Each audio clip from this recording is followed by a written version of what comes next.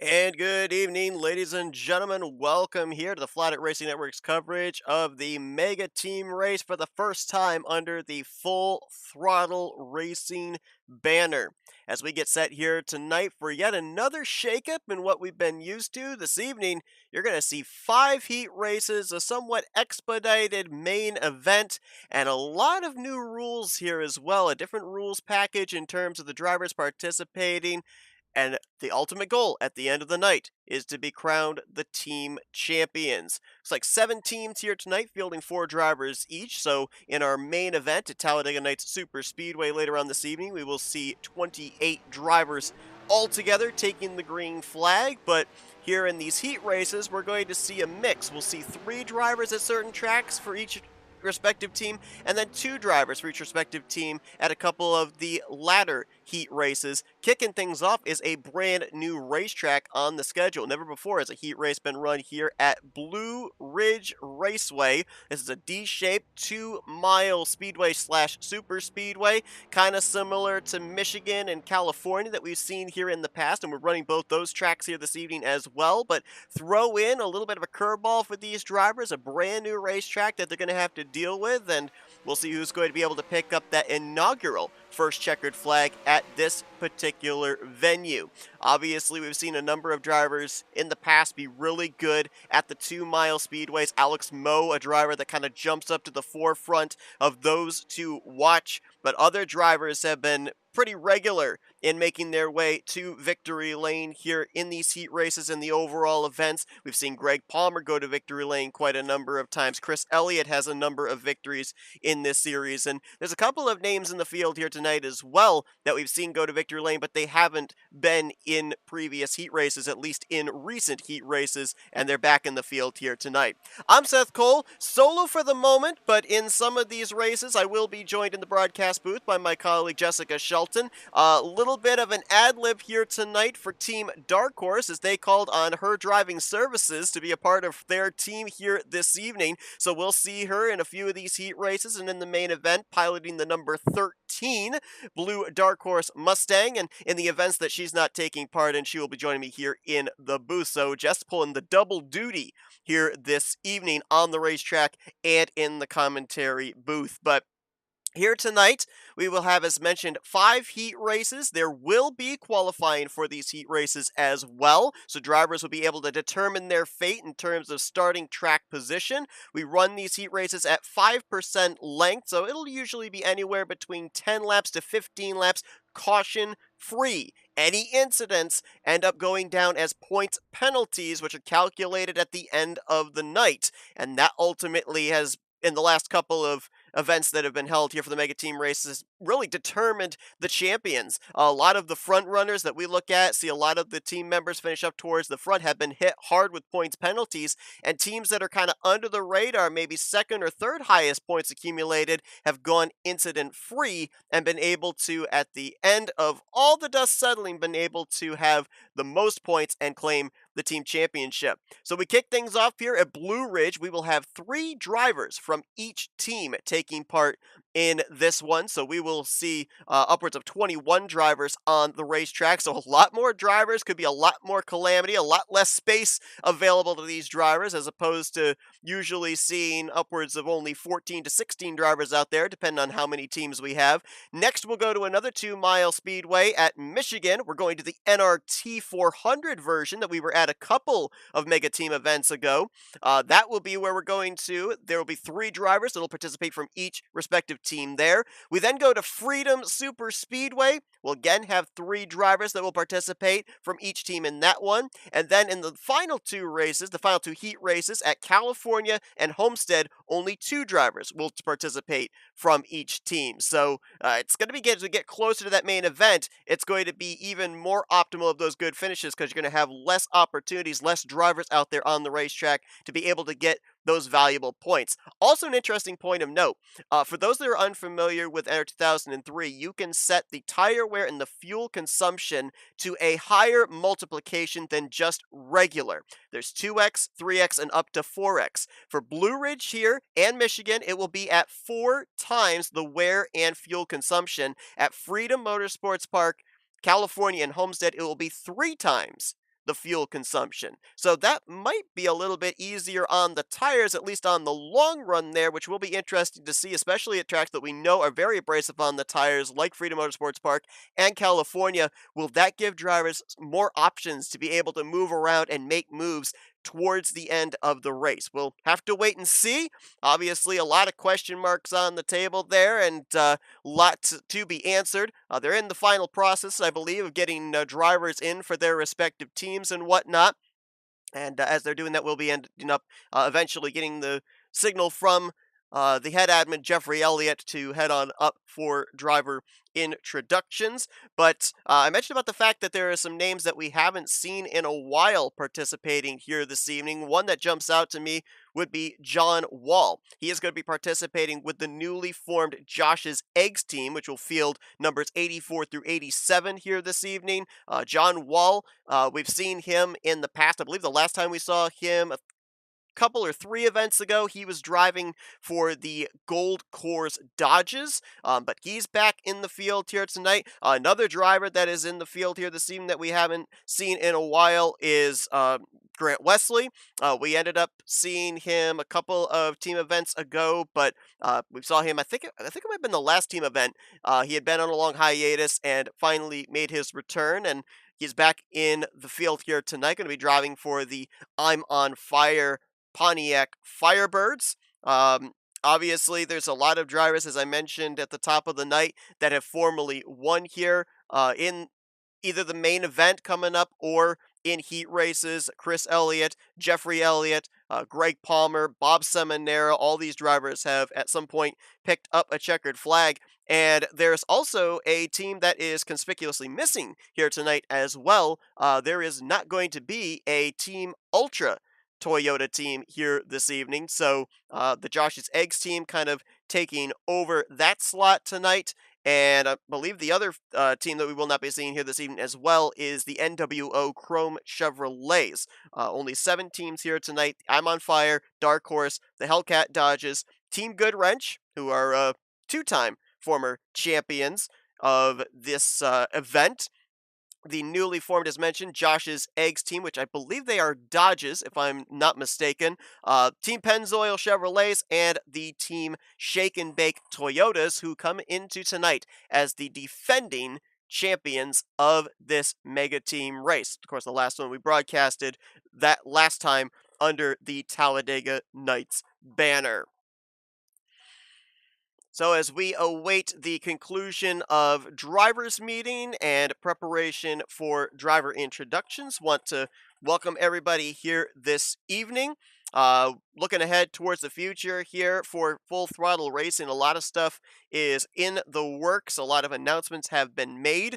There is going to be a series on Tuesday night starting, I believe it's late December if I'm not mistaken, and our buddy Andrew Miller over at Top Dragster Network is going to have the call, I believe, on that one.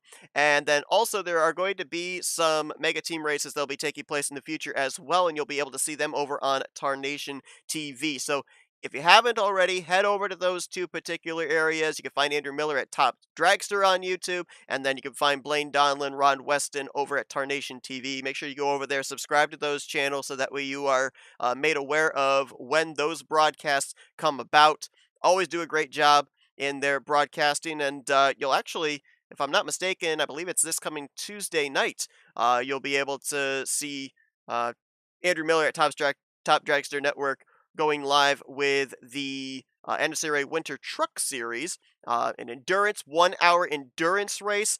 They just recently ran at Daytona this past Tuesday, and this coming Tuesday, if I'm not mistaken, I believe they're at Auto Club. So that is going to be an interesting one for sure.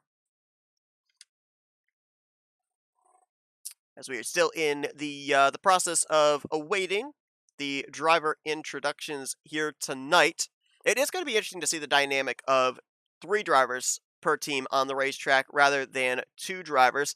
There's going to be a lot more points on the table with that regard, but there's also going to be a lot more opportunity for working it together. We've seen in the past where the two-car teams out there, they try and get themselves lined up, work together, and then while one, if they're able to get to the front, the other one run in second place defense. Now with 3 drivers per team out on the racetrack in 3 of these heat races, it will make things a little bit, well, easier in one sense in terms of team communication, especially if you can get all 3 drivers to have good qualifying efforts, but at the same time, it might be difficult as well because you're not 2 cars versus, at the time, it would have been 14 other drivers. Now it's 3 of you against 18 other drivers out there on the racetrack. It's gonna muddy the waters a little bit, I think, there. And of course, as well, with more drivers on the racetrack means more opportunity for error, which means we could have some pretty big wrecks here tonight and end up having just a handful of drivers break away with a shot at witnessing. Remember, in these heat races, caution flags do not count. Let's talk about that main event coming up here as well, where we'll see all 28 drivers out on the racetrack. It'll be at Talladega Nights Super Speedway, and in the past, we've ended up having a 66 lap event. We've had a 47 lap event. Due to the fact that we're having 5 heat races here tonight, it has now been whittled down to 38 laps total. The kicker is, in the past, whether it was the 66 lapper or the 47 lapper, we ran it at 2 times wear and fuel consumption. Tonight, it will be 3 times wear and fuel consumption, which means that they will still have to make at least 1, potentially 2 pit stops in that race. It will be very interesting to see how that plays out in the long run. Looks like we are getting very close here to driver introductions. Of course, we'll get the word from Jeffrey Elliott in just a moment. You'll get the introductions of who is on what respective team, but we'd like to know from all of you watching as well, who are you rooting for? You can listen when we have the driver introductions for who's on respective team. Give us your picks then. Jess and I in the past, we've said this team is the team to beat when we've gotten done with the heat races heading into the main event, and I'm pretty certain that aside from last time out, I think we've gotten it wrong every single time. There's been a couple of times we've said I'm on fire is the team to beat. They look like the team that's accumulated the most points, and they've been hit heavily with penalties the last 2 or 3 events. But last time out, I believe we ended up having Team Shake and Bake as we thought they were the team that was going to take it. Bob Seminara with the final nail in the coffin, if you will, winning the main event at Talladega Nights Super Speedway. And we ended up getting that prediction correct. So we will try our best here tonight to give you an overview of what we're seeing, who we think is the top team. But it doesn't necessarily mean that that's going to hold true once the points are calculated. There ends up being obviously post-race reviews. Usually takes about a couple of days to be able to do all the reviewing, take it all in, recalculate all the points, and then ultimately find out who the ultimate team champions are. I believe we're getting our signal here. Jeffrey Elliott join us in the booth. We good to go for driver intros, Jeffrey? Seth Cole in the house. How you doing, bud? Doing good, doing good.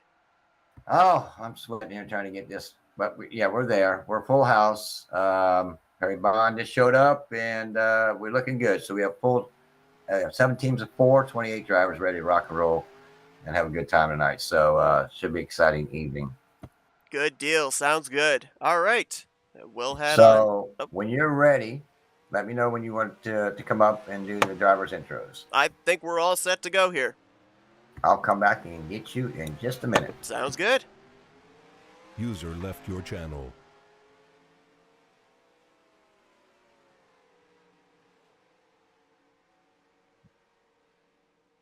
All right, so stand by. We'll get ready for driver intros here in just a moment.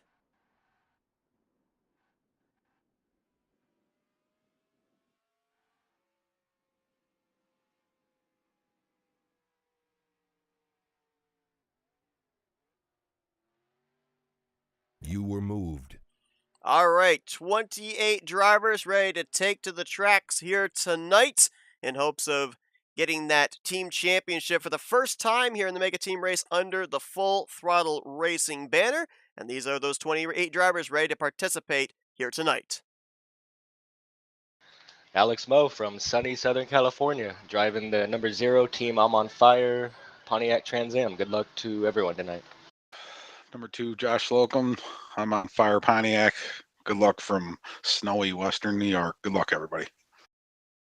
Perry Bond, driving number 3 for I'm on Fire out of Virginia. I want to give a shout out to all you guys. Good luck. Happy Thanksgiving. Grant Wesley from Princeton, Indiana, driving a number 01 for Team I'm on Fire. Let's have fun.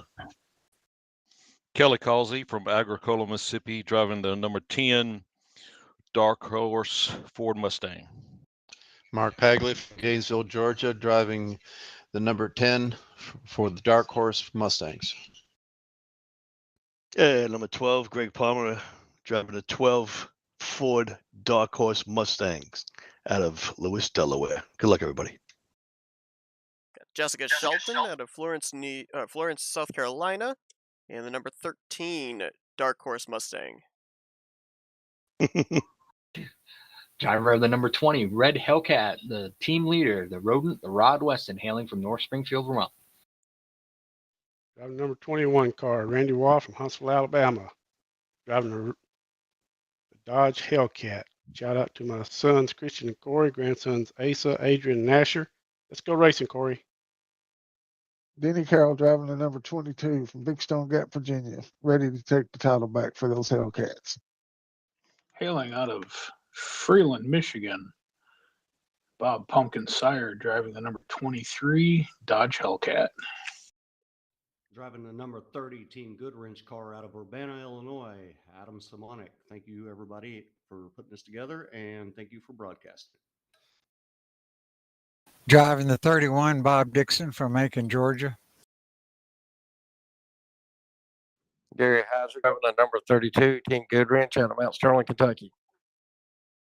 Stephen Branster from Ranelette, Oklahoma, driving the 33 Goodwrench. Robert Breedlove out of Lancaster, South Carolina, driving the 84 Josh's Eggs. Let's go. Number 85, Josh 2 from Dunn, North Carolina, driving for the Josh's Eggs team. Doug Hewlett driving the number 86 Dodge Josh Eggs team. Let's try not to scramble these things. John Wall driving number 87 out of DeBerry, Florida for Team Josh's Eggs. Let's go. Robert Jackson driving car 200, Team Pennzoil, Champaign, Illinois. I want to say a shout out to my sister, her new husband that just made it to Illinois, Bree. Let's go racing, guys. Hope everybody had a Thanksgiving. It was wonderful and very well to be talked about. Driving the 201 Pennzoil team out of Tallahassee, Florida, Slingshot Gary Mingus. Driving the 02 car, Stephen Morrison, Ontario, Canada. Michael Moore driving the 203 car from Athena, Oregon. Good luck. Bob Seminara driving the 300 Shake and Bake Toyota. I'll put that in victory lane again, that Toyota. Good luck, guys. Driving the old 301, the Nature Boy, Donnie Garrett from Stevens City, Virginia. Shake and Bake, baby. Hey, we won this last one. We're going after this 2 in a row, baby. Woo! Jeffrey Elliott out of Mooresville, North Carolina, driving for the Shake and Bake number 302. Let's do some back-to-back championship teammates, and good luck to the rest of you guys. I want to give a shout-out to Jenny, if she's listening and watching. This is what we do for the last 3 years. So hope you like it. Good luck, guys. Driving the number 303 for the Shake and Bake team. Woo! Mr. Donnie Garrett. Yeah, Chris Elliott out of Mooresville, North Carolina. I'd like to thank my wife for letting me run tonight. Got the family over tonight, having a great time. Glad you all drivers made it tonight. Let's put on a good show. Good luck, guys. Well, there you have it. That's the 28 drivers ready to participate here tonight. 5 heat races, a little bit difference in the rules package of the drivers participating in each heat, and of course that big main event at the end of the night. Hope you had a great Thanksgiving. Best of luck here this evening. Thank you, Seth. Thanks, Seth. User left your channel. Channel switched. All right, so drivers get themselves situated into their respective team rooms in preparation for tonight's first heat race at the Blue Ridge Raceway. You heard there from Team Shake and Bake, the defending champions of this thing. They have come back with almost the identical same team. Gary Heiser was on the team last Mega Team event, but Chris Elliott has now moved over to join them. But Donnie Garrett, Jeffrey Elliott, Bob Seminara, all of that defending team organization. So we'll see if they're going to be able to go back to back or not. Seminara, the defending winner of the main event at Talladega Nights Super Speedway.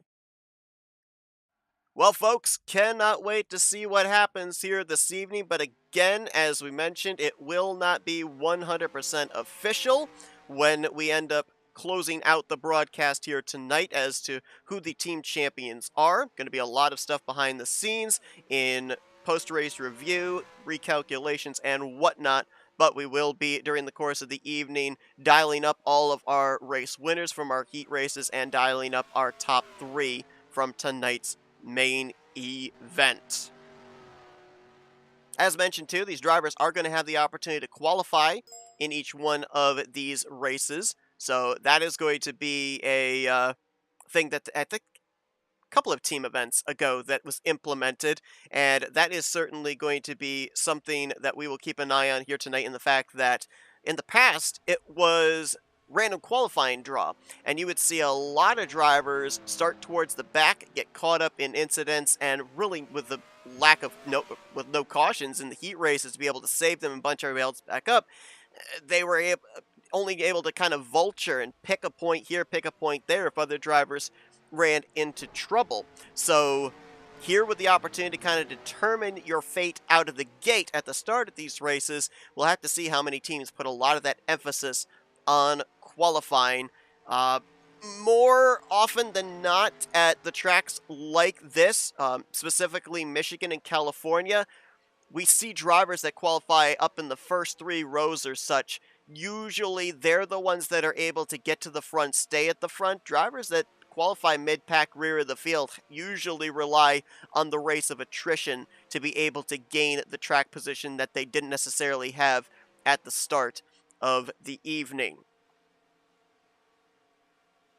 Obviously, as mentioned, this is the first time that we have run Blue Ridge Super Speedway on the schedule for the Mega Team races, but if we go back and we take a look at some other 2-mile speedway / super speedways that we've run in the past, you got to obviously look at Michigan and California, or Auto Club, the 2 sister tracks, and the 2 big names that have really kind of jumped out in that particular type of track configuration have been Alex Moe and Greg Palmer.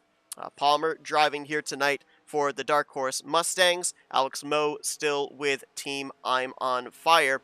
And, you know, we've ended up having a number of different teams win team championships in the past. Team Goodwrench, which was formerly Team Blackhurst Chevrolets, they've won under both namesakes. We just mentioned about Team Shake and Bake, the defending champions. The Hellcat Dodges are former team champions as well. I believe the NWO Chrome Chevrolets, I think, were former champions as well. I might be incorrect in that. I might be thinking back to something entirely different. But there are teams here tonight. Obviously, the newly formed team of the Josh's Eggs Dodges, but Team Pennzoil's been around for a couple of Mega Team races. They're yet to reach the top of the mountain. And the Dark Horse Mustangs have also not found a whole lot of luck in the past. They are yet to win a team championship, and we've already documented about the I'm on Fire Pontiac Thunderbirds. The last couple of Mega Team events have looked like they could be the team to beat, and they've just been hit, unfortunately, with the points penalties post-race for causing incidents, and have ultimately come up short. I believe they've been 2nd and 3rd in the team championships the last 2 events running. So we'll see if they're finally here tonight able to clean it up and keep the consistency that they have had in the last couple of Mega Team events and keep those maximum points by the end of the night. We're about according to the timer, we're about a little over 3 minutes away from the conclusion of practice, and then they will get set for qualifying here. And then they will, I believe, immediately grid up after qualifying. There will be no happy hour. They'll immediately grid up and get ready for this first heat race. Got to appreciate everybody tuning into our coverage here tonight. Going to take a look here in our YouTube chat, see if anybody's made a prediction as to which team is going to come out on top here tonight. You've had the opportunity to be able to hear in drivers meeting the drivers participating on each respective team. Doesn't look like at the moment anybody is wanting to make a wager on who's going to be the ultimate team at the conclusion of the night. That's okay. We've got a long evening here, and we'll see after maybe 2 or 3 events which team looks like the one to beat. One thing that I have noticed, if you believe in trends, that I have observed in the past couple of times we've done these mega team events is, it used to be we had 8 heat races, then it was abbreviated down to 4, now it's 5 here tonight. But when we had the 8 and 4, when we had 8, the first 4 races, there was a team that jumped immediately to the top and looked like they were going to be the #1 contenders for the championship. But then when we got into the second half of the schedule, heat races 5 through 8, there'd be 2 or 3 teams that then they would start to find some momentum, and that top team in the first 4 races, they'd start hitting some hard luck. Same thing happened when we went down to 4 heat races. First 2 heat races, one team immediately to the forefront, looked like the ones to beat, but then they got to the 3rd and 4th heat races, and they started to hit a bit of a brick wall, and other teams started to find that consistency that they needed to get into contention. There was a point 2 mega team races ago where it didn't look like Team Goodwrench was really even in the conversation, and then they found something in the final main event at Talladega Nights Super Speedway. I believe they had 3 of their team's cars finish up inside of the top 7. That garnered them a lot of points. The other car, I think, didn't finish all that far back. I think it finished 11th or 12th. So they were able to really utilize that final kill shot in the mega event, main event, to be able to ultimately win the team championship. You go back to, as I documented, Bob Seminara, the defending winner of the main event last time out. That was a huge help in Team Shake and Bake being able to take that that championship. As a matter of fact, Shake and Bake went back-to-back as Jeffrey Elliott ended up winning the final heat race leading into that main event at Homestead Miami Speedway. So we could see the same thing here tonight. It will be very interesting to find out who is going to fire the first shot, if you will, here.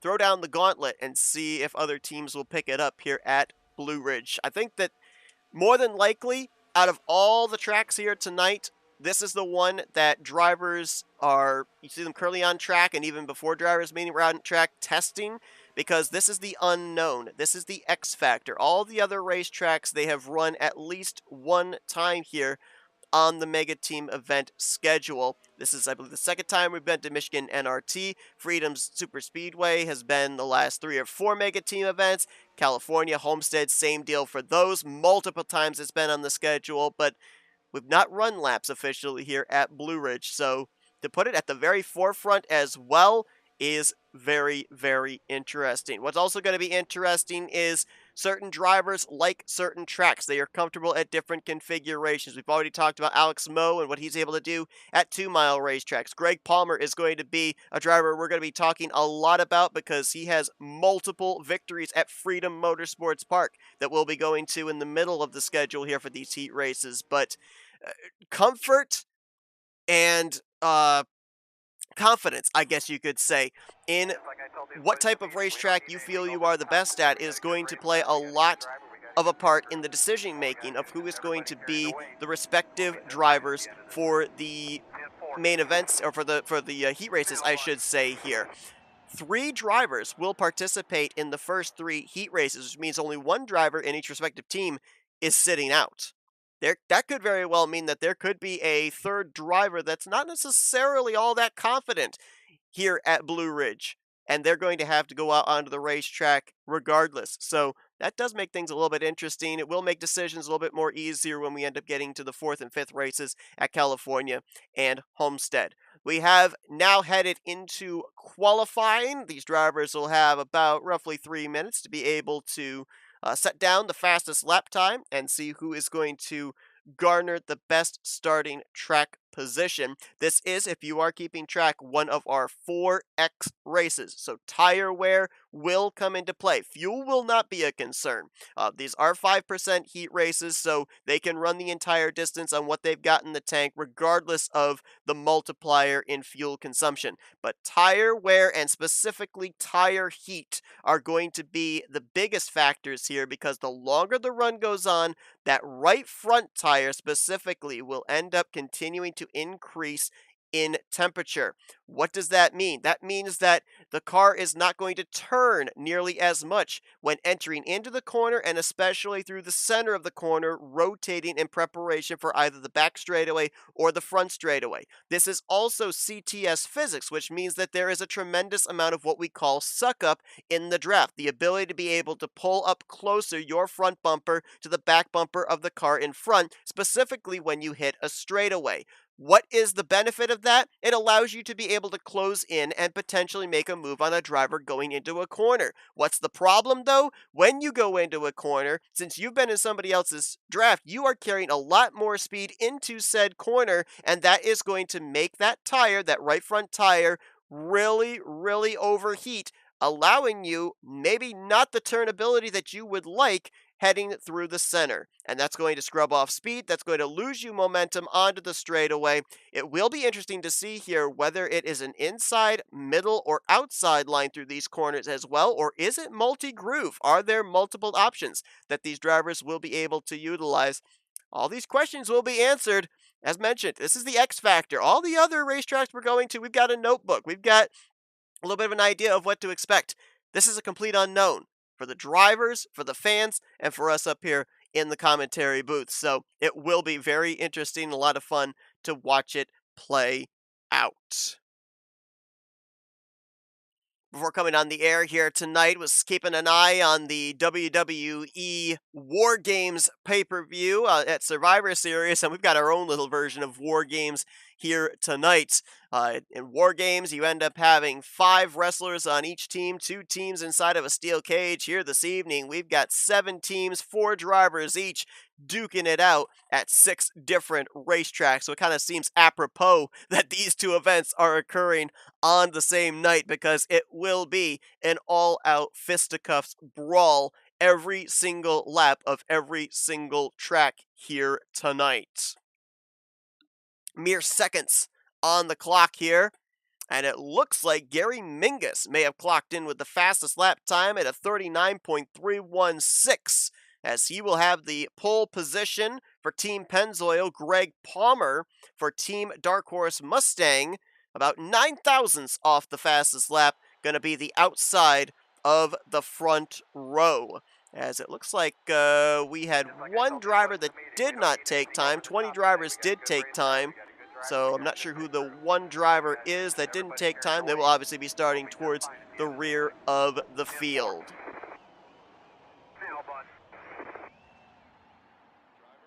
Drivers participating, going to line up here on the back straightaway. We'll take you through the field here, show you who's participating for each respective team. There's Greg Palmer to the outside of Gary Mingus. Denny Carroll for the Hellcats, alongside of Kelly Causey. Donnie Garrett, the highest starting shake and bake car, with Bob Sire. Gary Heiser and his teammate Bob Dixon alongside of each other there for Team Goodwrench. Perry Bond and Robert Breedlove. A lot of the Josh's Eggs cars all close to each other, with Josh 2 and Doug Kulick side by side. Stephen Morrison, Grant Wesley, Josh Slocum, Jeffrey Elliott, Chris Elliott, Stephen Brandstetter, Rod Weston, Robert Jackson, and Jessica Shelton going to be the final driver in the field here for this 21-car lineup. Going to be 10 laps here in this first heat at Blue Ridge Superspeedway. 10 caution-free laps. We will do our best if trouble breaks out to drop back, see who's involved, but it may not be all that easy because these drivers will continue to run under the green flag regardless of if an incident occurs or not. So keep your eyes on a swivel here. Keep them on all through the field as the first heat race of the night, the new inaugural heat race at Blue Ridge Superspeedway, kicks off the first mega team race under the FTR banner. Gary Mingus will take the green.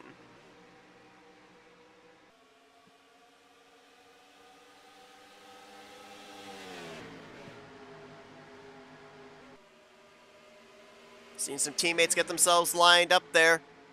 It's Greg Palmer, Kelly Causey in the Dark Horse Mustangs. Top side, I saw the Hellcat Dodge's nose to tail. I believe that was Bob Sire in the 23 behind the 22 of Denny Carroll. Gary Mingus trying to control both lanes. Little loose there. You can see the back end of the car there sliding out from underneath him going into turn 3. But he will complete the first lap as the leader. Ooh, he opened up the door, though. Here comes Greg Palmer to the inside. Kelly Causey going to drop down there to the inside with him, offer the drafting help. Gary Mingus going to get freight trained as he'll drop back to at least third. Now he's got Donnie Garrett on his back bumper in the purple Shake and Bake Toyota. Meanwhile, we're going 3 wide for second. That's Robert Breedlove up the inside in the Josh's Eggs Dodge. He'll move into second place. Right behind him, Denny Carroll into third. Behind him, the 32 of Gary Heiser into fourth, as dropping back is the pole sitter in that 201 of Gary Mingus. So you can see they're not going down below that white line on the front straightaway. Obviously, they would have been told in driver's meeting that the apron is out of bounds. You cannot go below that white line to advance your position. So expect to see Greg Palmer or anybody else that's out in front. They are going to migrate their left side tires down to that white line, force anybody that wants to pass to go the long way around on the top side. Robert Breedlove trying to find something. We saw him jump to the outside going into 3. Stays in the tire tracks on the front straightaway. Behind him, you still got the Hellcat Dodges nose to tail. Denny Carroll and Bob Sire. Behind them, Grant Wesley. Now, Grant Wesley's car on your grid, on your starting lineup there, scrolling across the top of the screen, is going to show the 01. That's because the server is the 1 car. He has the 1 on his machine, but he's going to be the 01 on your ticker. And right behind him, you've got another of the Josh's Eggs cars. That's Doug Kulik in the 86. Almost halfway home. I was noticing these guys back here, the Shake and Bake Toyotas, they're trying to make something happen on the second lane. Jeffrey Elliott has moved up there. Chris Elliott. Donnie Garrett was trying to get up there with him as well. Trying to see if they can find something in that second lane. They're not going anywhere if they just ride behind everybody else on the inside line. This will give us an idea of if this is a multi-groove racetrack or not, as pushing up on that inside line was Perry Bond in the 3. Almost got into the door of Jeffrey Elliott, who will have to give up that spot and tucks in front of Donnie Garrett.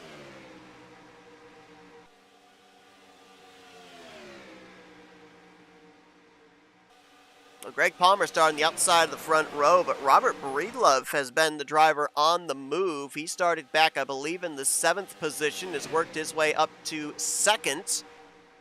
And Grant Wesley started quite a ways back, and he's now up into the 5th position. So some drivers have been able to make their way up here towards the front, despite not having the best qualifying effort. Another thing that I've noticed here as well is all 21 of our drivers are up in this lead pack still. We have yet to have an incident.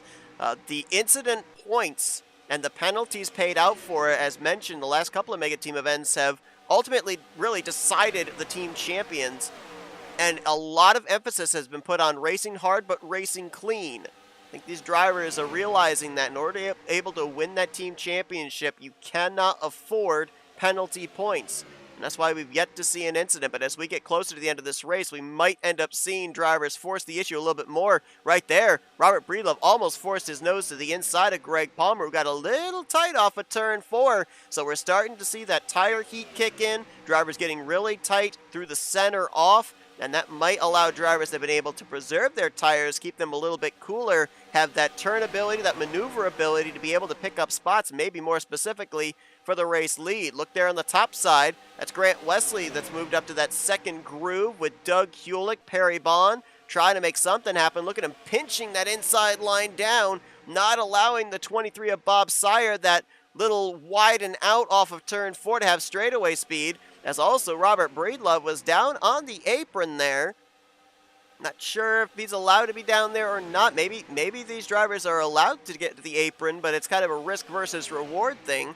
I also saw another of the cars back there, one of the Josh's Eggs cars. I couldn't tell if it was Josh 2 or not. He got his left sides down below the white line on the front straightaway. This next time by, got to be the white flag. And we have had an incident. Saw skid marks up there. Donnie Garrett, Josh Slocum, and I believe Chris Elliott have all been involved in an incident there. No caution. Green flag still remains out, and the white flag is displayed over Greg Palmer's number 12.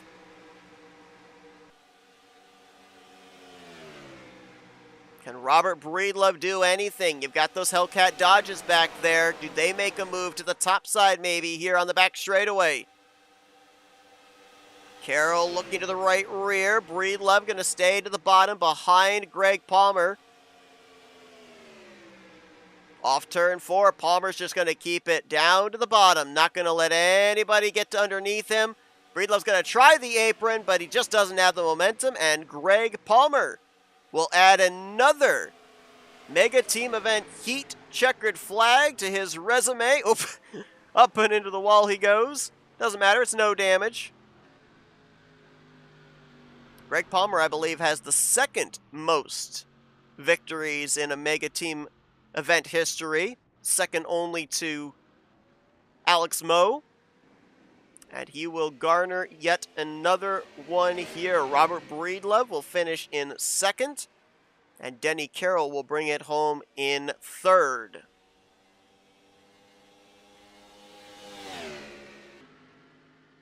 All 3 representatives for the Dark Horse Mustangs are going to finish in the top 6. Kelly Causey brought it home 5th, and Jessica Shelton, who started shotgun on the field, worked her way from 21st to 6th. I mentioned about the fact that not a whole lot of luck has come the way of the Dark Horse Mustangs in the past. Maybe tonight is the night. Certainly a good start as Palmer trying to do some burnouts here. Track might be a little gripped up for that.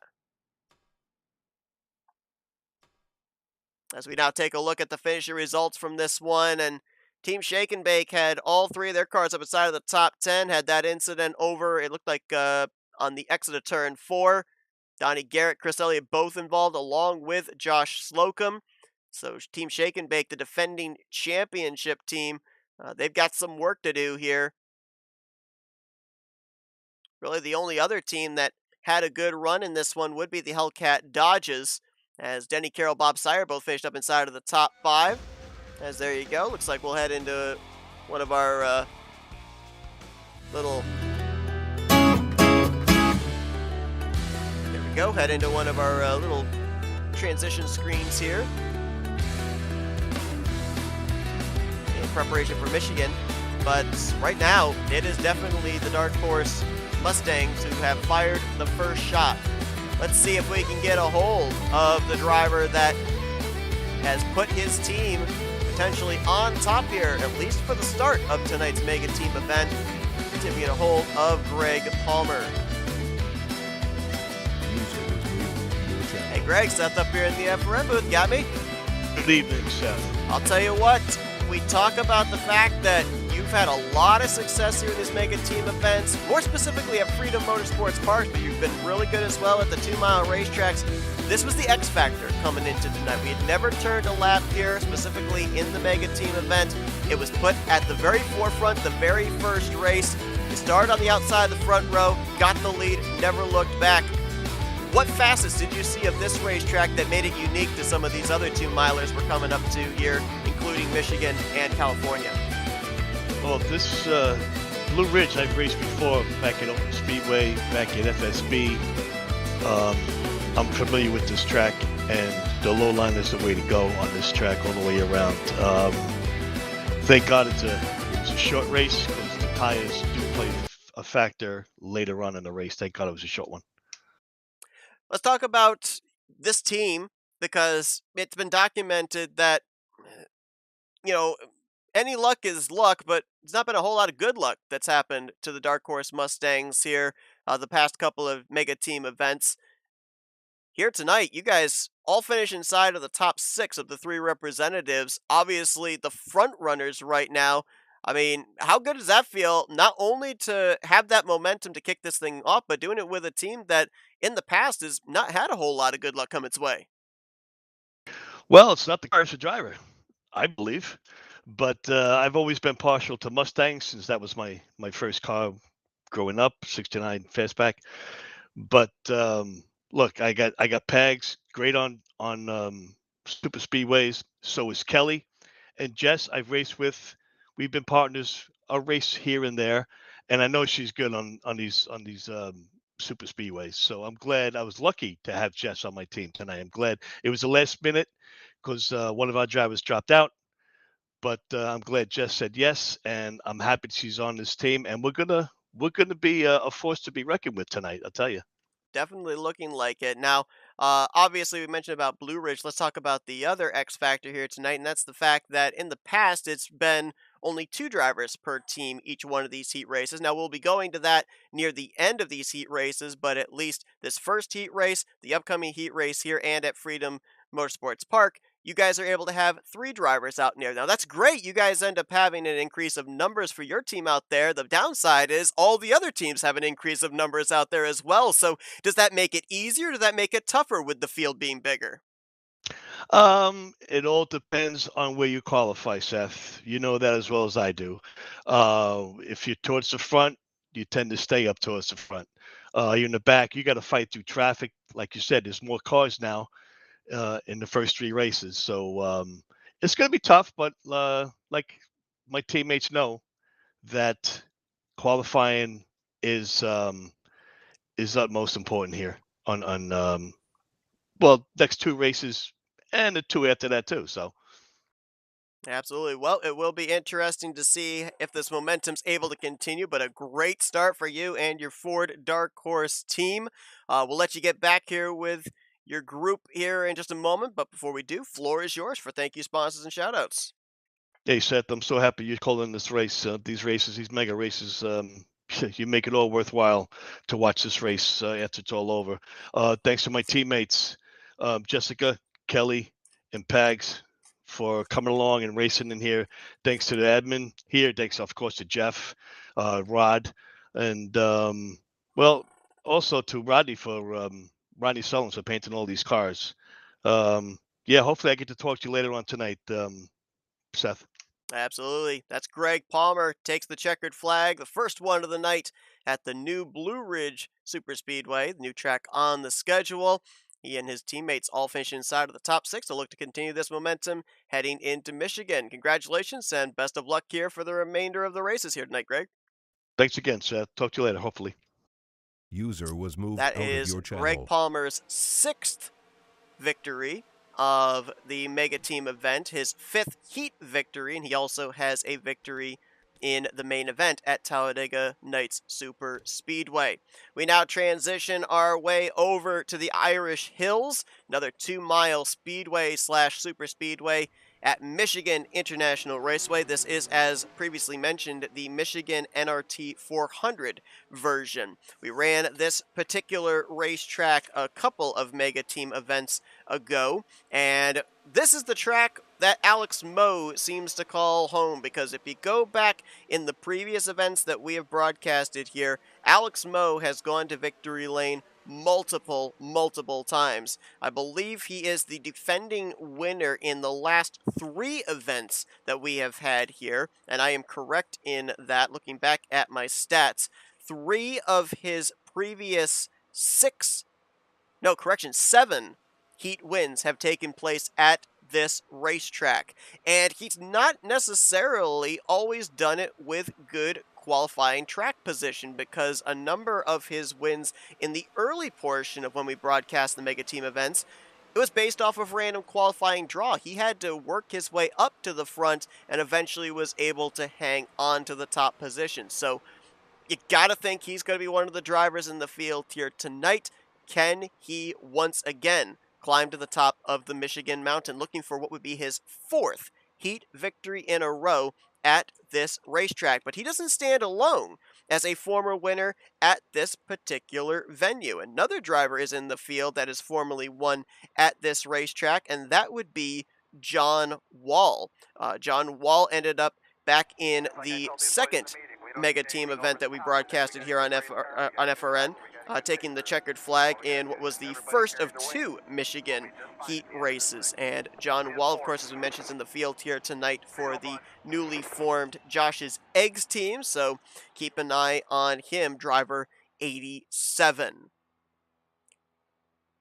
Field is getting themselves ready for qualifying. If you're just joining us, Greg Palmer took the checkered flag in the season opener. He ended up, along with his 2 teammates, Kelly Causey, Jessica Shelton, finishing inside of the top 6. So the blue Dark Horse Mustangs are currently at the top of the leaderboard. I would say second right now would be the Hellcat Dodges, as 2 of their 3 drivers finished inside of the top 5. And then bit of a who's who as to who might have that 3rd spot. Potentially could be the Josh's Eggs Dodges, but not 100% on that one. Just eyeballing based off of the finishing results from the opening race. We're waiting for lap times to start clocking in here. Want to apologize there if we ended up having music playing during the Greg Palmer interview. Was trying out something with a new transition screen, and it looks like a bit of an issue with it, so going to look into that, make adjustments for future broadcasts. Wanted to try something new here tonight, and unfortunately it didn't pan out quite as expected. So if there was music playing there, hopefully it didn't drown out the interview there for Greg Palmer. If it did, very sorry about that, and we will fix that in upcoming events. All right, so let's give an overview once again on this second heat race at Michigan. 3 drivers, once again, from each respective team going to participate. It is 4 times wear. This will be the last 4 times wear heat race. The other upcoming 3 heat races will be 3 times wear. So we will see how that comes into play for this one. These drivers will be able to make it the entire distance on fuel. Tires will be the ultimate concern.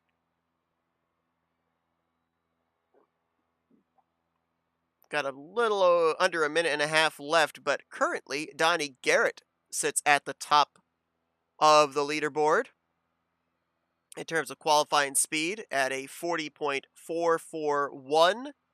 Grant Wesley was second fastest, and he just got toppled by Kelly Causey, who'll jump to second place. 6 thousandths off the fastest lap at a 40.447. So Donnie Garrett, Kelly Causey look like they will, barring any last-minute lap time clocking in, be the front row with Grant Wesley, Bob Dixon, and Doug Hulick. Your top 5, Alex Moe, the most winless driver at this racetrack, looking for his 4th Michigan heat win in a row. Going to roll off from the 6th position. So he's going to have some cars to pass in order to be able to get up there to the front. He will have a teammate up there in the same vicinity with Grant Wesley qualifying in 3rd. There's about 20 seconds remaining here.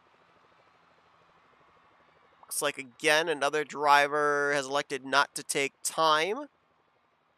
Of the 21 cars, only 20 have laid down a lap. So we'll see who that driver is that is electing to start at the rear of the field. It's not exactly horrible strategy, because we saw in the first heat race, Jessica Shelton started shotgun on the field and worked her way up within 10 laps to finish in P6. So we'll see who is taking that strategy to heart here in this one, as drivers will start gridding up.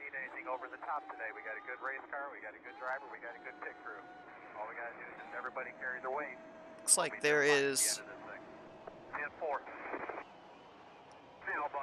a machine that we are missing on our screen there. You see on the right side of your screen, that's the 11, Mark Paglia. He is a Blue Dark Horse team car, but looks like we don't have it here. Either that or he might be in a different car file, but just squirrel that away. The Quality Care sponsor number 11 is a team member of the Dark Horse Mustangs. All right, let's take a look at who's participating for each respective team in this one. We mentioned Donnie Garrett got the pole, Kelly Causey to his outside, Bob Dixon the highest starting of the team Goodwrench Chevrolets, Grant Wesley the highest starting of the Pontiac Trans Ams. His teammate Alex Moe right there with him, Douglas Hewlick, Mark Paglia, John Wall, former winner here at this racetrack, Bob Sire, Robert Breedlove, Jeffrey Elliott, Josh Slocum, Jessica Shelton gonna start a little bit further up in this field here with Adam Simonik alongside of her, Denny Carroll, Bob Seminara, Stephen Branstetter, Robert Jackson, Rod Weston, Stephen Morrison, and it looks like the driver that did not take time was Michael Moore out of Team Pennzoil. Another 10-lap shootout here for this second heat race at Michigan. Caution-free.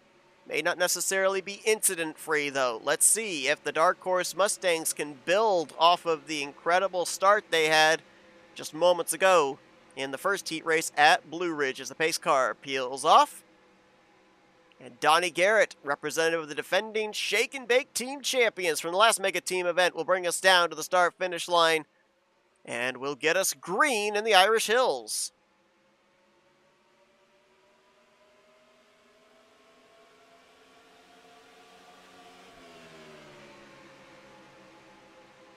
Three wide. Alex Moe on that top side trying to make something happen back there around the 5th position. As they fan out down the back straightaway, a couple of Josh's Eggs dodges on that inside line there. Doug Hewlick, John Wall, 86-87. That's for 3rd place. As they're to the inside of the 10 of Kelly Causey.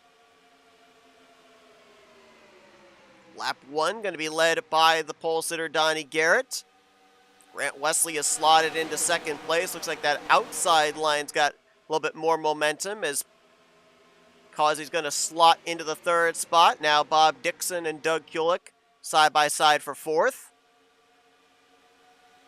Pennzoil Chevrolets all qualified at the back. They're currently running at the back here, biding their time. Alex Moe going to drive around the outside of Doug Hewlick, move him into the 5th position. Now he'll drop to the inside on Bob Dixon in the 31 for 4th. Oh, we got out of line, and look at how those two teammates there on the top side were able to close the door on him. They couldn't stay alongside him, though. Alex Moe drove it in deep into turn 1, keeps Doug Hewlick in the rearview mirror. Meanwhile, back up at the front as we got one in the wall back there. That might have actually been, no, that wasn't Alex Moe. That was the other car out of the I'm on Fire team. Josh Slocum in the 2. Looks like he kept it going, though. We're looking at the battle potentially for the lead. Grant Wesley, but he was really able to turn his nose down lower off of 4 than Donnie Garrett. If he had the momentum, he might have tried to get to the left rear. Now he'll try in the front straightaway. Now he looked but didn't commit. Now he'll look a little bit low into turn 1. Will he drive it in there? Oh, he's there, but can he have the momentum on the back straightaway? That's going to be the big question. Now what does Kelly Causey in 3rd place do? Bob Dixon currently in 4th, and Alex Moe looming in that 5th position. Dixon pushing up the track, almost contact between him and Donnie Garrett. This is for 3rd. Now 3 wide off of turn 4. Moe in the middle, Garrett on the top, Hewlick on the bottom, still getting shoved by his teammate John Wall. Michael Moore in the Pennzoil Chevrolet is dropped way back at the rear of this field Alex Moe in a very compromised, tight position there. Still 3 wide off the corner. We got trouble in the back. 22 has gone around of Denny Carroll. He got tagged by Robert Breedlove in the 84. A couple of other drivers, I think, were behind that. Not necessarily certain if they were involved. Bob Seminara, I think, might have been in it. Stephen Morrison's going around. All by his lonesome there. Off of turn number 4. As we jump back up to the front of the field. Grant Wesley has taken the lead. They've been able to shuffle Donnie Garrett back now to the 5th position after Donnie led the first 3 or 4 laps of this thing. More drivers hitting the wall there off of turn 2. A lot of drivers really having to deal with that aero tightness off of the corner, slapping the wall in the back straightaway. Causey into 2nd. Hewlick now up to 3rd. Garrett has taken 4th place. And John Wall currently in 5th. Alex Moe now finds his teammate Josh Slocum, but he's running out of time. The streak may be snapped at 3 straight victories here at Michigan.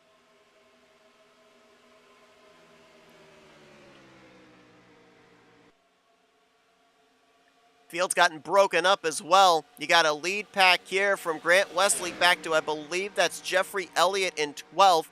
Then a second pack involving about 7 or 8 drivers, Shelton, Weston, Jackson, Brandstetter, and others. As we come to 3 laps to go, Grant Wesley. I believe Grant is looking for what would be his first heat victory in the Mega Team events. I'm double checking back on that right now. And yes, he is chasing win number 1. Kelly Causey, who's right behind him, he is a former heat winner. Back in the 3rd Mega Team event, he picked up a heat win at Freedom Motorsports Park, a track that we're going to next. And Doug Hewlick has yet to win a heat race here in the Mega Team event. Right now, he and Donnie Garrett in 3rd and 4th, trying to close up the gap. Alex Moe now into the 5th spot. He's going to have to pass 4 cars in 2 laps to keep his streak at Michigan alive. Now, one of those cars is a teammate in Grant Wesley, as Causey got the wall really good there off of turn 2. Here comes Hewlick to the inside for 2nd. Grant Wesley probably loved to see that. Opens up a bit of a gap to the side-by-side for 2nd place. Normally you don't want to be that far out in front, but if you can keep them stacked up, 2nd place on back, neither line's going to get the momentum on you. We might be going 3 wide for 2nd place as the white flag was just displayed over the hood of Grant Wesley. Look at the I'm on fire Pontiacs all up here. Moe looking for 2nd, further back, 5th place battle. Slocum to the inside of, oh, that was John Wall, who's going to go round off the nose of, I think that was Bob Sire.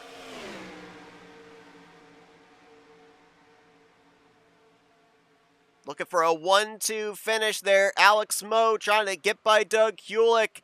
Grant Wesley going to try and offer him the draft down the front straightaway. Grant Wesley for the first time is going to pick up a checkered flag in the Mega Team event. His teammate Moe will cross the line right behind him in 2nd. Doug Hewlick will complete the podium in 3rd. But Team Dark Horse, they fired the first shot.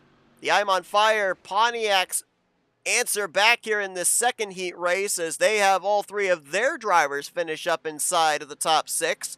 1st, 2nd, and 6th position. Grant's going to do his burnouts right there on the back straightaway as you take a look at the finisher results from this one. Kelly Causey finishing in the 4th position, but the other 2 Dark Horse Mustangs, Paglia back in 10th, Shelton back in 16th. I'm trying to remember in relation to the I'm on fire Pontiacs where they finished back at Blue Ridge. But it's going to be close, you'd have to think, between those 2 respective teams as to who is leading the points. And how about the shake and bake cars there? Donnie Garrett got dropped back to 5th. Jeffrey Elliott worked his way up to 7th. Seminara, despite the spin, still got 13, so they did pretty well.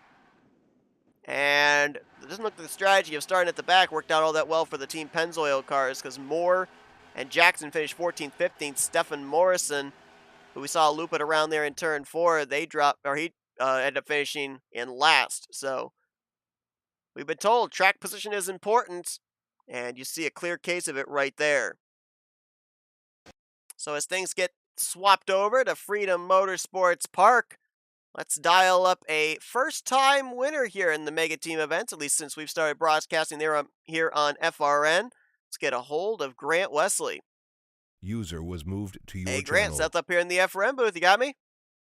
I got you, Seth. Wow, hard fight here in this one. Had to put a move there on Donnie Garrett to be able to get around him, eventually get that clean air to the nose and keep all of them at bay. But this is one of the 2 events that we have with the 4X. So how much emphasis was there on you making that move sooner rather than later, while you had, I won't say the optimal grip, but at least more grip there in that right front than you would have if you were trying to make that move near the closing stages? Oh yeah, I mean, the air here at Michigan and California, they're both pretty important to get out front and get that clean air. That car in second always gets tight, especially when the tires start to wear out. Frankly, I forgot that it was a 4X race, but had I known that, yeah, the urgency would have been a little bit more.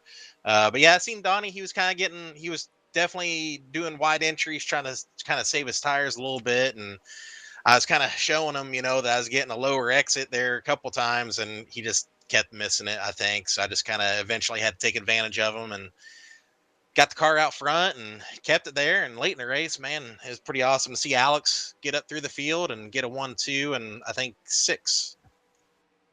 Yeah, second straight race that we've ended up seeing the team members of the eventual winner all finishing up inside of the top 6 as the representatives for their team. Now, obviously, one of the big things about this type of racing is team communication, obviously figuring out who's going to run what race, ultimately working together in the super speedway race and the main event at Talladega Nights Super Speedway. But I want to touch on something in terms of communication that may or may not have happened in the ranks of the I'm on Fire team. Last couple of Mega Team events, I'm on Fire has looked like one of the top contending teams. Ultimately, at the end of the night, once everything's recalculated, the incident points have kind of come back to bite them, and they've not been able to keep themselves at the top. Has that been something you and your teammates have discussed here tonight? Is there a little chip on your shoulder saying, hey, we've got the drivers, we've got the cars, we've got the track position to be able to make something happen. Let's make sure we just clean up the incident parts and make sure that we actually make sure that we are the true #1 contenders for this title here this evening. Oh yeah, definitely. Yeah, we all talked about that pre-race. Yeah, having a clean race is a priority for sure, and then getting strong finishes. Unfortunately, the first race didn't exactly go as we planned, and that's going to happen. We're not really too worried about that. We've forgotten about race 1, and we're just going to drive on the rest of the night like everything's perfect. This upcoming race here at Freedom Motorsports Park, the last race where we're going to be having 3 representatives for each team out there, and then for the final 2 heat races, we'll go back to the usual 2.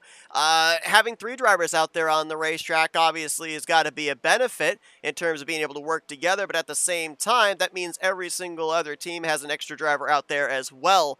I know that obviously in this heat race you had the benefit of the good starting track position, but I mean, has that made the task easier? Has it made it harder having more drivers out there on the racetrack, not only for your team but for all the other ones as well? I'm not really sure. Kind of have mixed emotions about it. I mean, obviously, if your teammates are able to find each other, yeah, it's definitely a benefit. Like in that race 1, I was kind of stuck behind 2 teammates, and it was kind of a bottom feeder track. So, I mean, there's definitely a benefit there. But you get on like Michigan and California and some of the tracks that aren't necessarily super speedway, and I don't know if it's so much of an advantage or not. Well, Grant, we'll let you get back here with your team. Congratulations on getting that victory, a 1-2 finish. So it looks like it might be a bit of a deadlock between you and the Dark Horse Mustangs. Both of you kind of one firing a shot, the other one firing back. Maybe we'll call this the rubber match here in this third heat race between you 2 teams, with having 3 representatives out on the racetrack for the final time here tonight before we eventually have all 4 of your team members in the main event. Before we let you go, though, floor is yours for thank you, sponsors, and shoutouts. Yeah, I'll just like to thank Jeff and his admins here, Full Throttle Sim Racing League, for putting this event on. These team races are a lot of fun. They're pretty different from the normal. And then I'd like to thank UFRN for putting on the broadcast.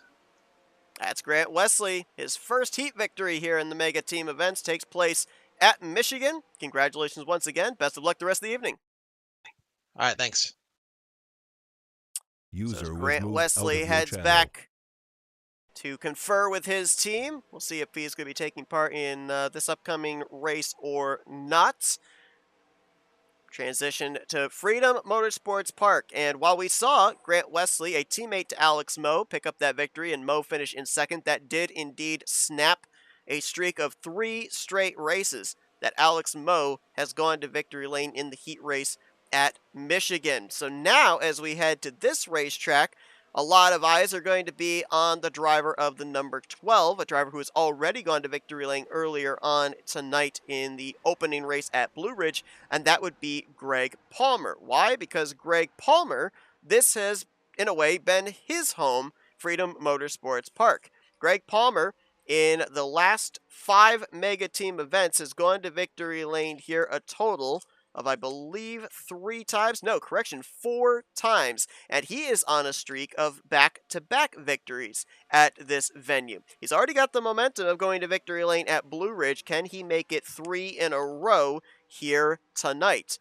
at this particular venue? We'll have to wait and see. And if you haven't tuned in to any of the previous broadcasts we've done here, ever since Freedom Motorsports Park was put on the schedule, Jessica has really sung the praises of this racetrack in what you're able to do, the capabilities of making different lines move, being able to make up track position if you don't necessarily have the best qualifying effort. Now, I had never actually turned a lap on this racetrack until the last Mega Team event. I hopped in, ran a couple of their heat races before we came on the air for the broadcast. This was one of the tracks that we ran. This racetrack opens up a lot of options. A lot of times you'll see, and we've seen it even here in the past couple of races at Blue Ridge in Michigan, there seems to only really be 2 viable options, the top side or the bottom. Here at this racetrack, through the center of the corner off, over from the center of 1 and 2, off of 2, and also over in 3 and 4, you've actually got 3 options available to you. You can approach these turns in 3 different ways and have 3 different exits off of the corner, top, middle, or bottom. It opens up a lot of opportunity to be able to get runs onto the straightaway. However, it is a little bit tight coming off of the exit of the corners. So it makes for some really good racing, and we'll see what these drivers are able to do here in this one. Now, if I recall correctly, Greg Palmer ended up starting on the outside of the front row in the first race at Blue Ridge. So, we heard from him. He said track position is everything. A good qualifying effort is everything. We'll see where he ends up qualifying in this one. I'm going to assume he's going to be in this race. Why would he not be with the numbers that he has at this particular racetrack? And again, we talked with Greg Palmer. We just talked with Grant Wesley. Right now, it's looking like it's super, super close between the Dark Horse Mustangs and the I'm on Fire Pontiacs. Both teams in the past 2 races have had all of their cars finish inside of the top 6 of the races that their team member has taken the checkered flag of. So it may come down to just a few points, but I think it's pretty close to a tie between those 2 organizations. This could be the rubber match. This could be the rubber race right now as to where the momentum shifts. Or we could very well end up having a third team do the exact same thing, have all 3 of their representatives finish up towards the front, and throw their name into the hat here with 2 heat races and the main event remaining. Lap times are clocking in, and I'll tell you what, Donnie Garrett has been a qualifying machine. He started on the front row for the previous race at Michigan, and right now it looks like he is clocked in with the fastest lap time. As soon as I say that, Doug Hulick jumps to the top of the board. Hulick with a 40.635, and Grant Wesley, the defending winner from the last race, he just jumped up to the top of the board, so we'll wait for the official close of qualifying before we make the announcement as to who the actual pole sitter is. These drivers are clocking in at speeds of over 178 miles per hour. That's in single car speed. They're going to probably hit about 190, maybe 190 plus in race trim. This is the middle heat of 5. And then, of course, we have the main event coming up at Talladega Nights Superspeedway, 38 laps, 3 times wear. And there will be moderate damage in that race as well.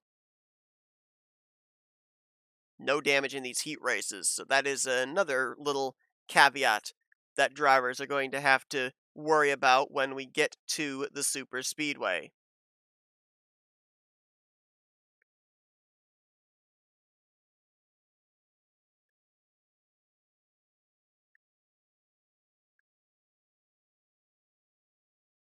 Zero's on the clock.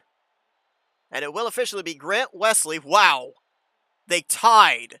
Grant Wesley, Kelly Causey tied for the pole, but they're going to give the 10,000ths of a second advantage to Grant Wesley. How about that? Both clocked in with 40.628. That is amazing.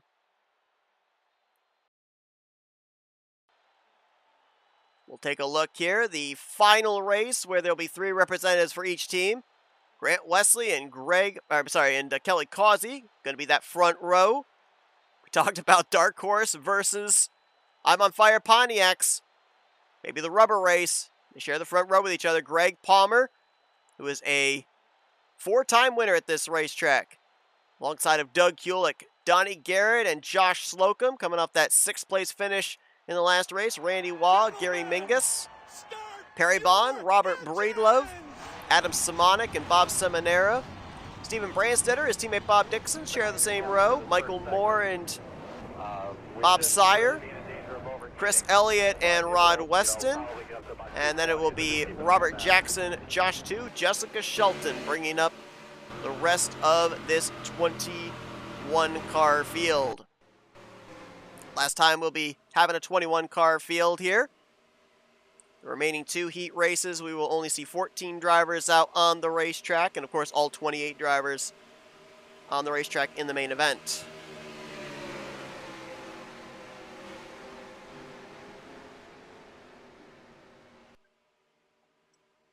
Got teammates lined up there on the outside of the front row and the second row with Causey and Palmer. Can Grant Wesley hold them off as the green flag will wave? Another 10-lapper. No cautions, no damage.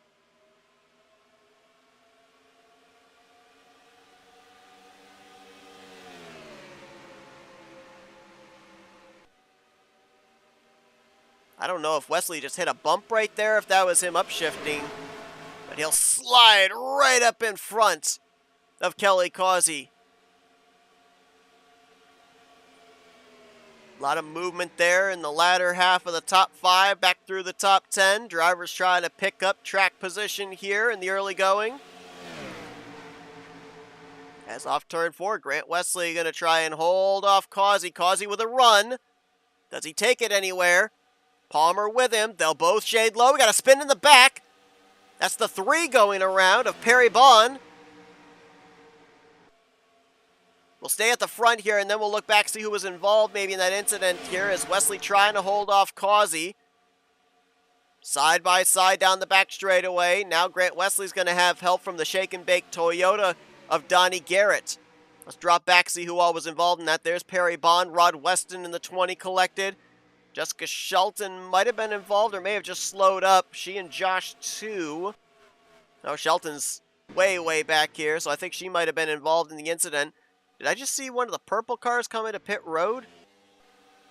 No, I did not. Okay. I thought I saw one of the Shake and Bake cars heading onto pit lane, but that was not the case. There is a thing where you can come down pit road, I believe, and do a pass-through to serve a penalty if you cause an incident to avoid penalty points. As one of the Team Pennzoil Chevys just got the wall back there. That I believe was Mingus in the 201. That's going to drop him outside of the top 10 now as Adam Simonik goes by. Whoa, we got a wreck up here at the front. Oh my gosh. That's Doug Kulik The 21 of Randy Waugh, and I believe back there that's Kelly Causey in the 10, who was up in second place. That changes the entire landscape of the top 5 as Garrett now moves into second behind Wesley. Palmer loses his teammate as he's in third, Slocum in fourth, and Breedlove currently the top 5. Breedlove the last time by was in 9th place. He's now up in the 5th spot. Mingus had dropped out of the top 10. He's now up to 6th. So that wreck changed a lot. Now the question's going to be, who was the wreck on? Because if it was on one of our I'm on Fire Pontiacs or on one of the Dark Horse Mustangs, that could be the pendulum shift into who gets the momentum heading into these final couple of heat races. Field is really broken up because of that as well. You've now also got Adam Simonic up here in the 7th position. Right behind him is the lone Hellcat Dodge that's not been involved in anything. Bob Sire in the 23, and then Bob Seminara, currently the last car in this pack, in the 9th position. Bob Sire trying to do everything he can for his team. Rod Weston caught up in the first incident, and Randy Waugh caught up in the most recent one.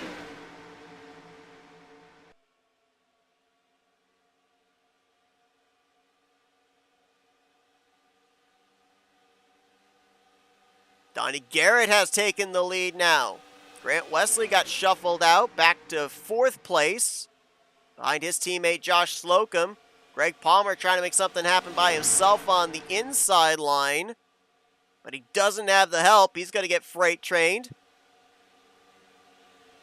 Saw Grant Wesley moments ago pick up his first victory in the heat races here in the Mega Team event. Donnie Garrett in that 301 looking for his first checkered flag. But look at this.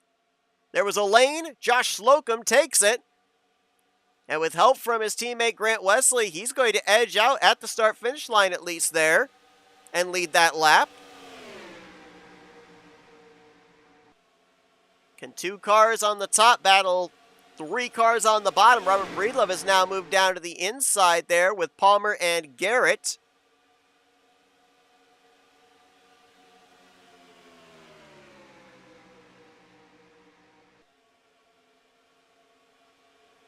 They're holding on. The numbers are against them. Just about everybody's running down the inside line there, not helping those orange Pontiacs. But look at that. They made it work. 2 against about 8. And Slocum goes to the point. Wesley will move into second. Their teammate Perry Bond right now running in 21st, the last car on the track. So the I'm on Fire Pontiacs have to make hay right now while they've got the opportunity. They had a 1-2 finish with Wesley and Moe just moments ago at Michigan. Looking for another 1-2 finish here. Josh Slocum looking for his first win in the heat races here in the Mega Team event. If Wesley has the run, will he make the move on his teammate, or is he going to play defense as they come to 2 laps to go? Donnie Garrett hounding the back bumper of Grant Wesley. Robert Breedlove lying in wait. Greg Palmer, multi-time winner here at this racetrack. No teammates in the vicinity to work with. Does his streak get snapped? We saw Alex Moe have a streak of 3 in a row at Michigan get snapped just moments ago. Greg Palmer on a back-to-back streak. Will that get snapped here in this one?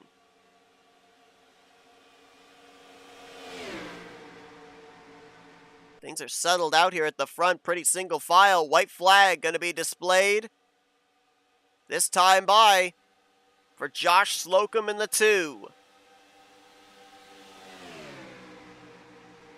Battle for third. Robert Breedlove to the inside of Donnie Garrett. Wesley goes down there to cover that.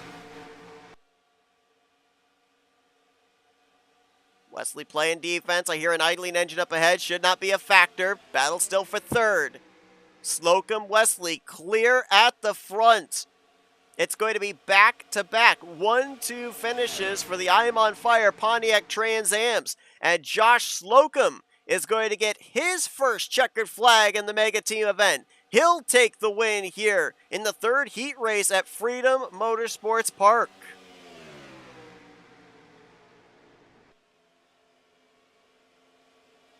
Talked moments ago with Grant Wesley, who said, we've got something to prove after the last couple of Mega Team events. The I'm on Fire team were the front runners, but we got hit with the penalties. Ultimately did not succeed in getting the ultimate prize in Team Champions. We won it this time, and man, only 3 races in, and they are making huge statement. Breedlove is going to finish in 3rd. That'll be the best finish so far tonight for the newly formed Josh's Eggs Dodges. As Wesley and Slocum going to burn it down together there on the front straightaway. You could take a look at your finishing results from this one. And conspicuously missing are the Dark Horse Mustangs. Shelton involved in the first instant, 15th. Causey involved in the second instant, 19th. Greg Palmer, his streak of 2 in a row here is now snapped. He'll finish in 4th, but I think this definitely is the momentum shift that we were expecting. It is absolutely going to be the I'm on Fire Pontiacs at the top of the point standings board heading into the remaining few heat races and the main event. Can they keep this going? Got another 2-mile racetrack coming up here in just a moment at California. Another track that Alex Moe has done very, very well at in the past. As we get things swapped over to the aforementioned California Speedway, let's see if we can dial up yet another first-time winner on the night. Let's get a hold of Josh Slocum. User was moved. Hey to Josh, your it's channel. Seth up here in the FRM booth. You got me? No, I don't. Well, Josh, congratulations on that victory here. Your first in the Mega Team event. We talked with your teammate Grant Wesley after the conclusion of Michigan, and he said you guys kind of came into tonight, little chip on your shoulder. You've been front runners for this team championship the last couple of times. Tonight you want to close out the deal. Back-to-back 1-2 finishes. Obviously, got to be elated with that, but how good does it feel to get to victory lane as well? Because you've been close a couple of times here in the past. Yeah, it felt good. I messed up in that first race, so I had to redeem myself a little bit. So I got to thank Grant, too. He pushed me. He stayed right with me there, and you just got to guard the high side there. You get down low, and you scrub off a lot of speed, so best I could to stay on that high line. Yeah, we saw obviously a lot of drivers making moves in the early going, taking advantage of the grip then when the tires were at the optimal temperature in terms of maneuverability.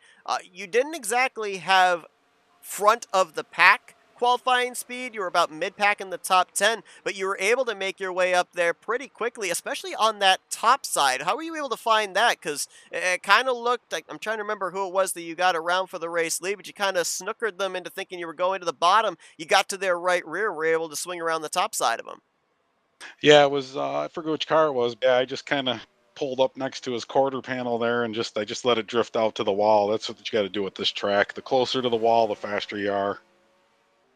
Well, Josh, we'll let you get back here with your team. We were wondering, it was kind of looking like it was pretty close between you and the Dark Horse Mustangs, kind of maybe this being the momentum shifter at Freedom Motorsports Park, and another 1-2 finish. Looks like the ball is definitely in your guys' court. We'll see if you can continue to run with it here with still 2 heat races left to go in that big main event at Talladega Nights Super Speedway. But before we let you go, floor is yours for thank you, sponsors, and shout-outs. I just want to thank Jeffrey Elliott for all this and all the admins and you guys doing the broadcast. Great job. Appreciate it. That's Josh Slocum. Team I'm on Fire Pontiac's looking pretty good here as they've got back-to-back victories midway through tonight's Mega Team event. Best of luck here the remainder of this one. Josh, maybe we talk to you again before the evening's over. Hope so. Thanks, guys. Appreciate it. User was moved out of your channel. And we promised it here. Pulling the double duty here tonight. Jess has now made her way up here to the booth. Jess, you got a little bit of a taste of being out there on the racetrack at some of these particular venues as well. I want to talk first quickly about Blue Ridge because, that yeah, was... you want to talk about Blue Ridge. Well, that was the X Factor tonight. Nobody really knew what to expect with that track. All these other racetracks we've got a notebook about. The same one that I recalled back in the day. Was so it? That's where I knew what I was doing. So I want to ask, because we took note of the fact that you elected not to put down a qualifying time, but you finished in 6th. Actually, I tried to qualify, but when I went out, I grip flipped and I was on my roof. I don't know if I would have admitted that on RTP, the so air, I but can do it. kudos to you for honesty. But you were able to work your way up to the 6th position. So, further on down the road in future mega team events and everything, what do you think this thing has for a capability of being back on the schedule? Oh, Blue Ridge is fun. There's room. There's plenty of time to slow down. There's plenty of time to speed up. And you just can't get overconfident with going flat out in the corners when you're in draft, because that draft, it'll suck you up immediately like you won't believe. It's basically like a plate race. Like I was thinking originally when I was trying to figure out if it was a plate version or not. But yeah, that suck up will get you real quick. And as long as you can just manage the corners and not overdrive it and not stay on the throttle too long, you're fine. I mean, I loved how it felt. And Seth, you remember the other Michigan tracks that we used to do? There was one, oh my gosh. It wasn't the NRT 400. It was the one that we used to use all the time back in the day when we were Michigan racing 2013? it might have been that one, but I remember there was Auto Club W Corps, remember? Mm-hmm. It was that one, and then there was I think it was 13 or 14 for Auto Club as well. And I mean, it felt so good. It felt just like that, where you could go wherever you wanted. Well, tonight's been interesting, Jess, because remember the last Mega Team event we had? It was almost kind of like we were mirroring 2 events ago, where we ended up having Palmer go to Victory Lane at Freedom Motorsports Park. We ended up seeing Alex Moe end up going to Victory Lane at, I believe it was both Michigan and Auto Club or California. Tonight has been, I don't want to say unpredictable, but it's definitely it has. Honestly, it's been a lot different from what we've seen in the past. We ended up seeing Alex Moe's 4-race winning streak at Michigan come to a close. Greg Palmer's 2-race winning streak come to a close just recently here at Freedom Motorsports Park, and 2 first-time winners in Grant Wesley and Josh Slocum.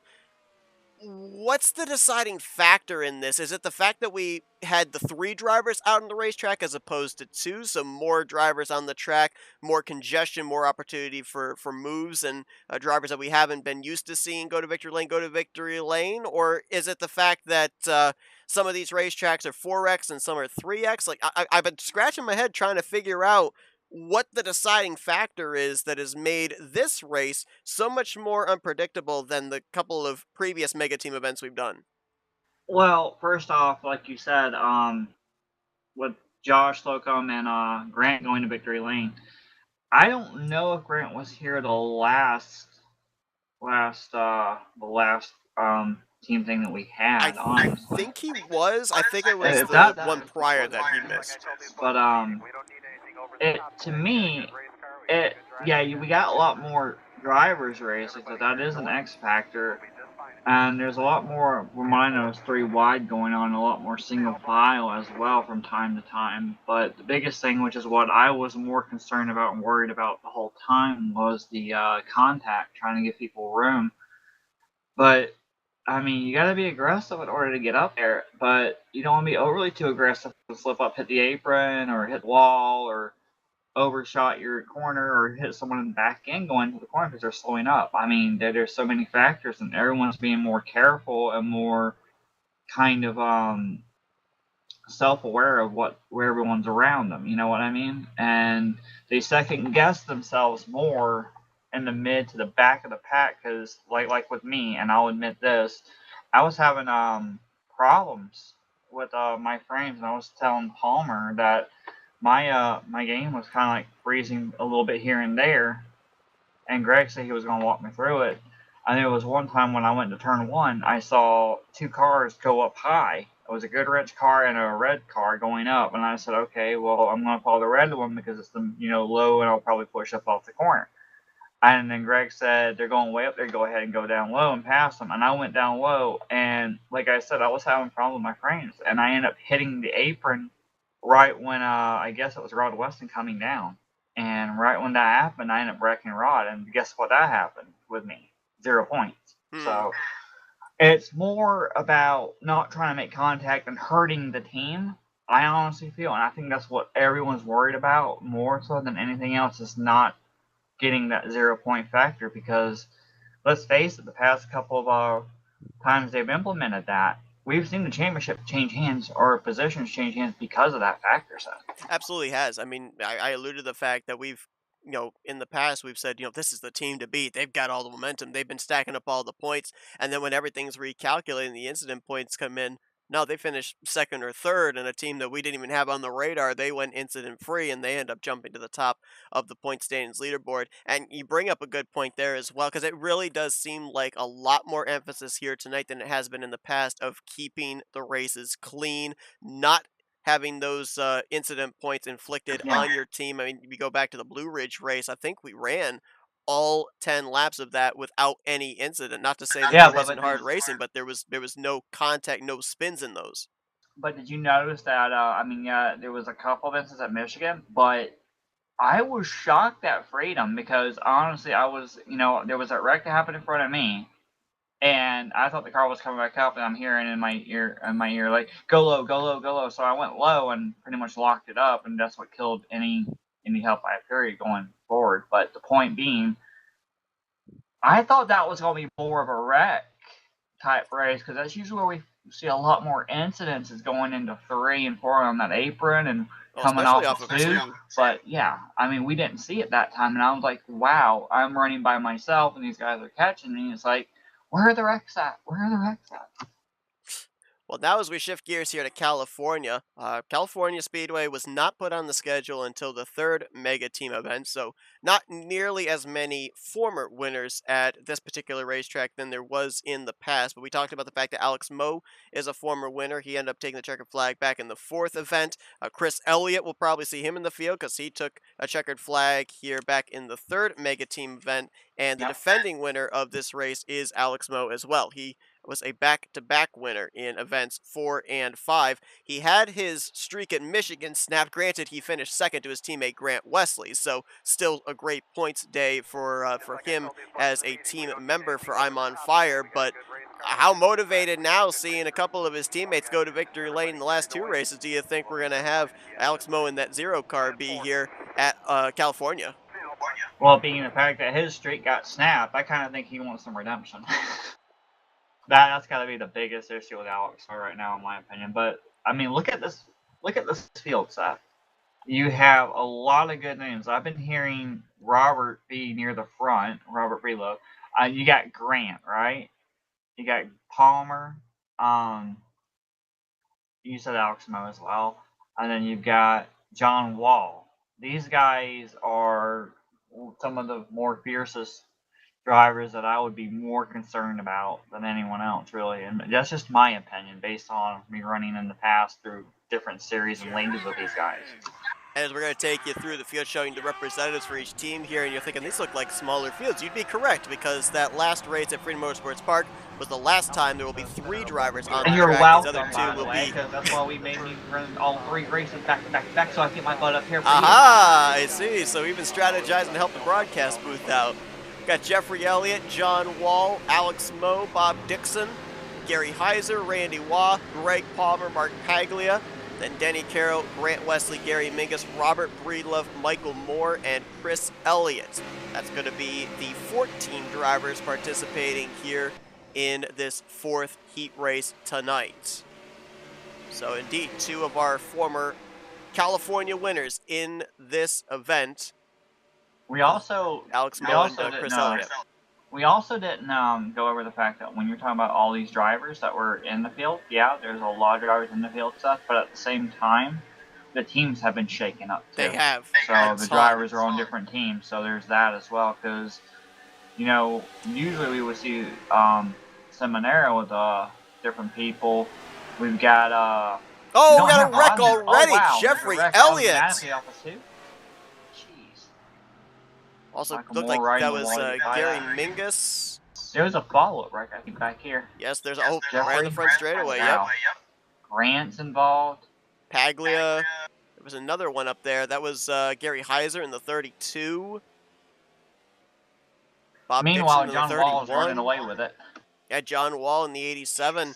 Former winner, as we mentioned, at Michigan back in the 2nd Mega Team event. So another sister track here at California. You have to think that would suit his racing style. And he's got Alex Moe right behind him. in the second position. Then a long ways back to Chris Elliott, who's in third place. And if you can cast your memory back to just about maybe 35, 40 seconds ago, yep, we read him starting last off the grid. And with all that happening in front of him, he's now up into a podium spot. And keeping it going.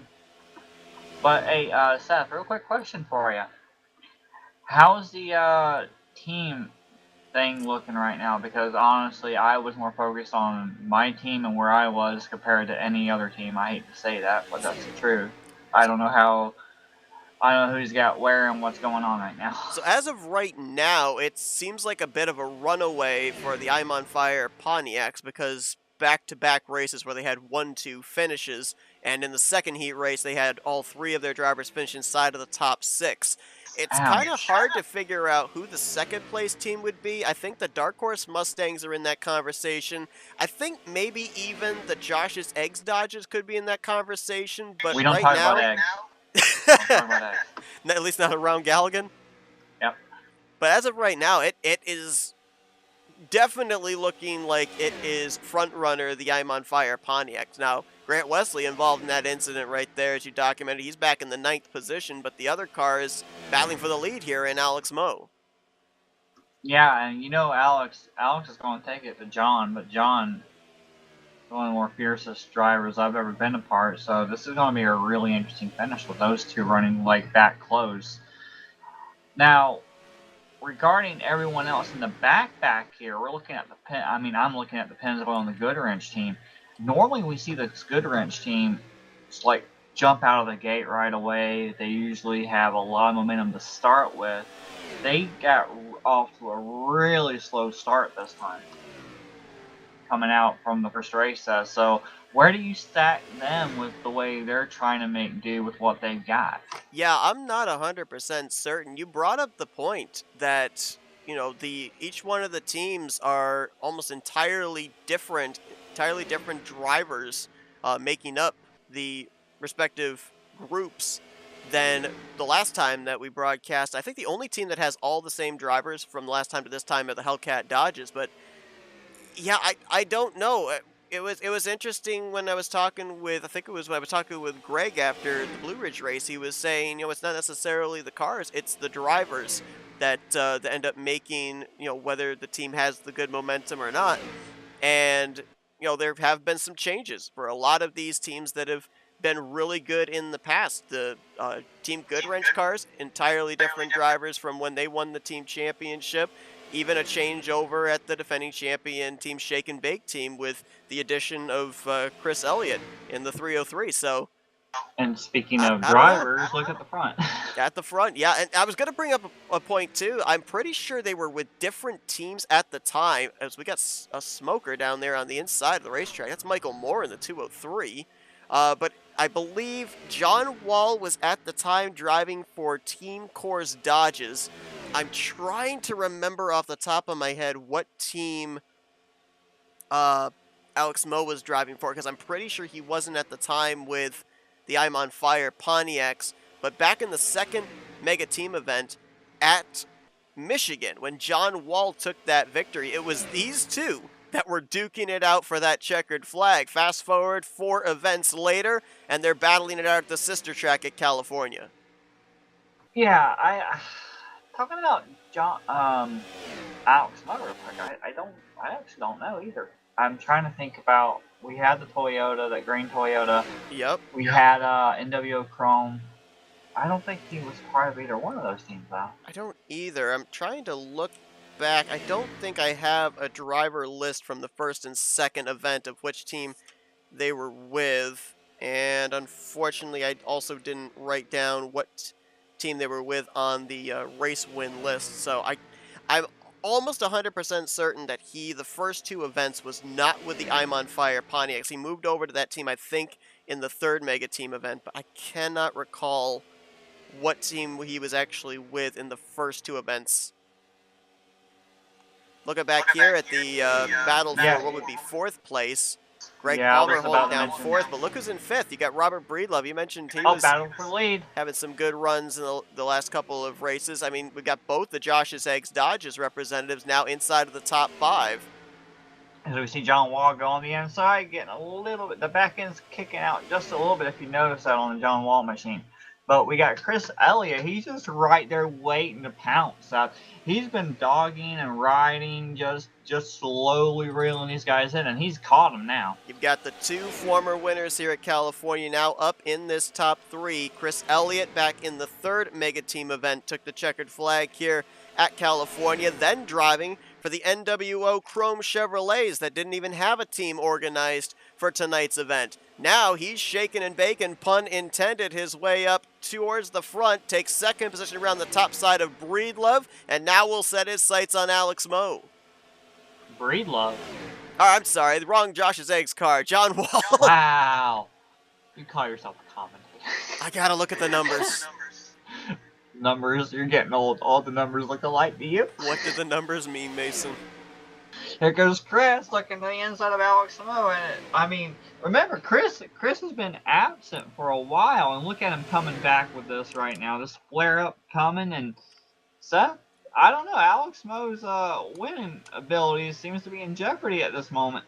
Making a big move there, but can he get that momentum on the inside? And I'm almost wondering, too, I mean, it's not a big pack of race cars up here. You've got the lap machine of Jeffrey Elliott, who could be an X factor there in helping his brother be able to get this victory, but we've already talked about like the tire heat and everything the longer the run goes on, but when you've only got 3 or 4 cars up here, do you think that kind of helps them in terms of being able to keep the momentum going and making a pass, not tighten up the car nearly as much because you don't have nearly as much draft in the rearview mirror?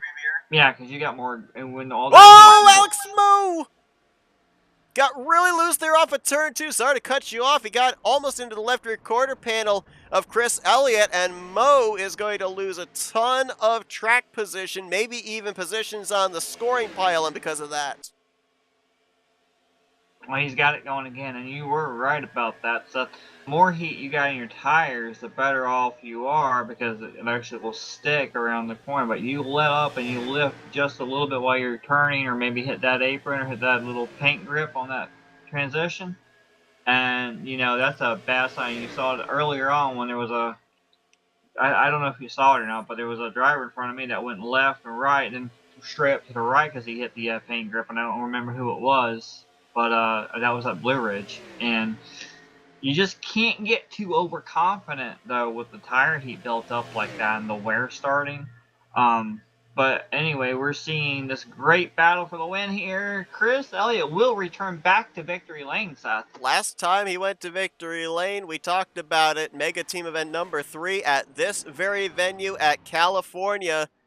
And remember, Jess, we didn't really see the defending champion Shake and Bake team really start to get that momentum until the very end, with Jeffrey Elliott winning the last heat race, Bob Seminara winning the main event at Talladega Nights Super Speedway. Is this where they're starting to turn up the wick maybe and say, hey, we want to be back-to-back champs?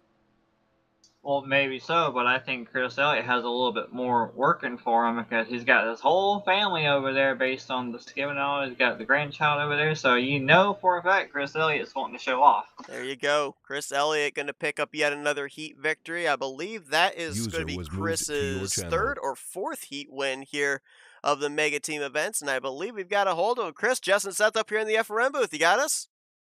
I do. Man, what a battle there in the closing stages. They were side by side in front of you. You had your teammate there and Jeffrey to push you up, make it a 3-man fight, and then able to hold them off. Tooth and nail battle, 3 different cars out of 3 different teams. How are you able to keep them at bay, and how good does it feel to be back to victory lane at the place you got your last heat win at? Let's see. This was California, wasn't it? Yeah. Yes, it was. I tell you what, those first 2 races, you know, I finished last, both of them, and that's uncharacteristic. That's some bad luck there, but I was looking forward to this one, and I'm probably going to I might get penalized. I tried to block, I think it was Alex there on that last lap, and we touched, and I feel bad that I ruined his race, but I finally got to contend in one tonight, you know, so I'm just happy to be able to do that. Hopefully it'll hold up, and we'll see what happens. You and the rest of your teammates come into this one as the defending champions from the previous team event with Team Shake and Bake. Does that put any added pressure on you and your team in terms of trying to follow up that performance from the last time, or do you just put that in the back of your mind, just treat this as a whole clean slate, brand new race? For me, it's nice to have a championship with these guys, and I got three other great drivers with me. I just want to. All I'm trying to do is just help my team. I don't think about what we did in the past, and like, unfortunately, the first two races I killed us with those finishes. But no, I really don't think about that. Maybe a little bit, but I just want to try to finish these races and do what's best for the team. So the last time that you went to Victory Lane at California, it was the 4x wear 5% heat race. This time, 3x wear. Did you feel any difference in the race car the longer the run went on, especially towards the end of that race, with it being 3X, or did it feel just about the same as you experienced in the past? Honestly, I didn't really notice much of a difference. I really wasn't paying much attention to the difference in the 4X, 3X thing. I was just, I started in the back in this race and managed to miss it. And then Jeff laid back and got lapped, and he helped me draft to catch those 2 leaders, right? And didn't think we'd have a chance to get to them, and we did. And then I really got on my P's and Q's and tried to do everything right to try to win this thing, because I think you get 10 extra points for winning, and we need all the points we can get with the way things are going tonight. So no, not really. Just was trying to finish the race and finish it, on the strong side instead of on the downside. Well, we did document it as well. You avoiding all the calamity in the opening stages, started shotgun in the field, and you pull off the last to first at California. Oh wow, shotgun, that's right. Yeah, so the last to first challenge complete for you here tonight at California. Congratulations on that. We'll let you get back here and confer with your team in this final heat event, and then also in preparation for the main event coming up at Talladega Nights Super Speedway. But before we do, Chris, floor is yours for thank you sponsors and shout-outs. All right. Well, hey, thanks, Seth. I want to thank you first for doing this long event we have tonight. It is a lot of fun, and I want to say hi to my wife and my kids and my grandbabies, daughters that were visiting tonight. It was good to see them, and let's just try to have a good, clean as possible race in the final event there. That's Chris Elliott. His second victory at California in the heat races here in the Mega Team event, and might just be the momentum shift the defending champion Shake and Bake Toyota team needs to maybe be able to go back-to-back in team championships. Congratulations on the job well done. Best of luck here on the remainder of the home stretch tonight, Chris. Thanks, Seth. User was moved out of your I channel. feel bad. He didn't even acknowledge my existence. Well, I'm going to acknowledge you because I'm going to give you a formal apology. During the driver introductions, I almost introduced you out of Florence, New York. I don't even know if a Florence, New York exists. Yeah, I noticed that. I was coming back and getting a drink, and I heard Palmer talk, and I'm like, okay, so I guess I'm next, one way or the other. So I went ahead and opened up the mic to say I was starting to talk. All of a sudden, then you talked. I was like, okay, whatever. Well, for people to, I was given the orders to actually introduce Jess tonight on the grid. And the thing is, there was a moment where I said, well, everyone's doing it. I might as well do it because Steph probably in his old freaking age forgot about everything what I was doing. So I said, okay, well, I'll freaking do it anyway. I mean, I almost flubbed it up in introducing you from the wrong state. So, maybe it would have been better if you had done it yourself. Yeah, I have a lot of people going to New York to look out, trying to get me or kill me or whatever because we're raking them or whatever. Yeah. I should check and see if a Florence, New York even exists. But we got one more heat race coming up here. Homestead, Miami. Now, this track has a little bit of a soft place in my heart because I actually, in one of the Mega Team events I took part in, actually picked up a heat victory here at Homestead. But not only that, but this is another track very similar to Freedom Motorsports Park where there are a lot of options available. You can make passes on the inside, but that second lane is also viable. We just talked with Chris Elliott. He's a former winner here, made a pass around the outside of turn 4. I believe it was in either the first or the second Mega Team event to be able to pick up a heat victory. The one thing that's going to be a difference here in this one, Jess, is this is the third racetrack tonight where it is 3 times wear. How much of a difference do you really think that makes? Because the first 2 races were 4x, the final 3 heat races 3x. I know that fuel's not a concern in any of these races, but does it make any difference in terms of long run speed, in terms of the tire temperatures in that right front? Well, let's see. We all know everyone wants to start up at front here at this track based on what the levels used to tell us all the time, right? Yep. So, as much heat as you're going to use, they're probably going to be wanting to really get extremely tight and throughout the race and for the end of this race, with it being on ×3. I mean, yeah, that we used to do this ×4, right? Now it's ×3. I don't think there's going to be any aggravation in their mind of the difference of how it feels. I think it's still going to feel the same. The only difference is they're going to be able to use a little bit more aggressiveness into it, I would say, in the corners probably. But after a while, Seth, those tires toward the end of this race are going to start wearing to the point of, okay, well, don't want to do that again. You know, going up near the top, trying to make moves around that high side in the corners, and especially dive bombing in the corner on that bottom. It's just going to start to push you, and if you let off just a little bit and try to get back on the gas and you got a lot of wear on it, you're around. It doesn't matter. Not only tires wearing, but what about patience wearing here as we get closer to the end of the night? Because we already documented about how pretty clean the race at Blue Ridge was. Michigan, we saw an incident take place. Freedom, we ended up seeing a couple of incidents take place. And then we had that massive wreck in the opening stages at California.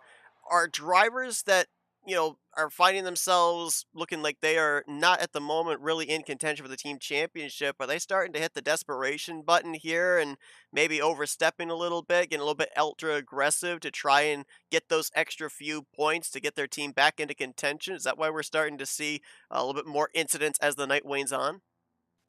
Possibly, but like I've said earlier, the one worry is try not to wreck anyone. And it's really hard to manage not getting involved in an incident and causing the incident, let alone trying to be aggressive and trying to make them. So you got to find a perfect balance on that. So then, with it being Homestead, this is the last race, and it's like it's really hard not to lose patience when you know you have a really good car, or you can get the spot, or you feel like you have the momentum going into the corner or whatnot off the backstretch, or however you want to word it on around the racetrack. It's just it's so difficult not to run out of patience. Period. So drivers are currently on track for qualifying. Got about a minute and a half, so time for a little useless trivia because yes, I did look it up. There is Wow. a Florence in New York, and if you lived there, you would be less than an hour and a half away from me. So there you go. Florence, New York does exist. I hardly doubt there's anyone with the last name that I got right now. So Yeah, probably not. It is 27 degrees and cloudy in Florence, New York, for anybody that was wondering. And you do realize it's pretty cold right now here, because I've actually, when you were interviewing Chris, I was walking all over my house because I could not feel the other 2 toes on my feet. Oh, gosh. Yeah, normally And I've Thanksgiving got is the supposed heat to be a on at time to be thankful. 58 I on found it. something to be unthankful for because we got our first snowfall of the season. Nothing like Well, you shoveling don't your like driveway on sprinkles? Thanksgiving. It's not that I'm like not a fan of the snow, but snow is just another reminder to me that it's cold. I'm not a fan of cold. Now, By the 8-year-old way, me would have been going crazy seeing the snow, but also trying to figure out why did it fall on what would have been a day off from school anyway. so, and you're going back to race topic instead of your tragic childhood moment. No, I'm afraid of snow. Anyway, I'm actually not afraid of snow. I know you are now, so that works to my advantage moving forward. Anyway, Maybe shouldn't have played my hand on that. yeah, you screwed up. Good job. Anyway, getting back to this, like, you know how we normally talk about people picking and choosing regarding races? The choice that I made with Greg was I wanted to run Blue Ridge just in case, because it felt really good in practice, and I'm thinking this might be the same version that I was used to, so Greg let me run Blue Ridge. How I always felt comfortable with Freedom, I always knew I wasn't going to be top 5, but I always felt kind of comfortable on the track itself, you know, with the setup they had. He was going to let me run that, and then we decided to put myself into the the second event around Michigan. That way I get all three and come back up here and help you, and then go back to the plate race at the end, right? Let me tell you, it was not probably the wisest strategy by me to request to run Freedom. But then again, I do want to point out, you've got Homestead here, right? Yep. Homestead requires a lot more than just being fast. And you said patience, but I told Greg, as much as I like the older Homesteads, like the SVPs and the SDTs that we used to run, remember the 11, and I think it was 12 or 13 that we ran, and I was really happy with an SVP of 7. Those I love to death, but with the way I've seen this work out, with the qualifying and how rushed people are in the mid back to try to get up to the front, I told Greg this is more about being technical. It has more technical vibe to it. So that's what we can pretty much expect with this, isn't just being fast and patient, it's being more of a technical skill to run this track and actually excel. Alex Moe's going to start from the pole. He'll have Randy Watt to his outside. You got Donnie Garrett, John Wall, Denny Carroll, Greg Palmer, Josh Tu, Stephen Morrison, Adam Simonik, Perry Bond, Gary Heiser, Mark Paglia, and Bob Seminara in this 14-car field. It looks like Michael Moore in the 203 on pit road there. Did Alex win this race at all? No. So here's the interesting thing. I was actually just looking back through the stats. Only one driver has won more than one race here at Homestead. We just talked with him moments ago, that being Chris Elliott. Other former winners were Dan Lovell, Greg Lovell, Denny Carroll, Toby Roberson, and the defending winner of this race was Jeffrey Elliott. So only one driver has pulled a 2 for here. All the other drivers that have won here only have one victory. And Alex Moe currently has a 0 in the win column at this 1.5 miles. So you reckon it's how many starts has he actually had at this track though? Alex? Yeah. That I don't know. Because I'm wondering if he's actually raced this race at all, period. That's a good point. I don't know for certain. If he has or has not, maybe he's got something to prove here. Yeah, that's a good point because, you know, we've ended up having Michigan and Auto Club on the schedule just about every time, and so he would have more than likely waived running here at Homestead to be able to run those 2 racetracks. So that's actually a really good point of the amount of starts that he's made as opposed to how many opportunities he's had at taking a checkered flag here at Homestead. But Randy Waugh on that outside line trying to swing around for the top position. He's got drafting help up there. Moe's trying to do it all by himself on the bottom. I'm watching back here from Paglia's point of view, watching everyone side by side. There's a lot of drivers on that bottom that are hitting that apron a little bit, Seth, and we just got to make sure that's something we got to really be careful about. Just an update, that was not Michael Moore that was on pit road. That was actually Gary Mingus that spawned onto pit lane. He is the second representative for Team Pennzoil in this race, but looks like he might have had an issue at the start. He is 2 laps down as they currently run, so he's hoping for some incidents to maybe be able to pick up some positions here in these final 9 laps or so. Oh, got a spinner! Couple of them. Denny Carroll involved. Donnie Garrett. And Donnie Garrett in the 301. And one of the Goodwrench cars were off the pace, I thought I saw going through the field. That was Adam Simonik in the 30. I don't know if he got involved or if he might have gotten the wall, but he definitely had a loss of momentum there off of turn 2 for sure. I was getting ready to ask you, because I'm sitting here watching these guys side by side.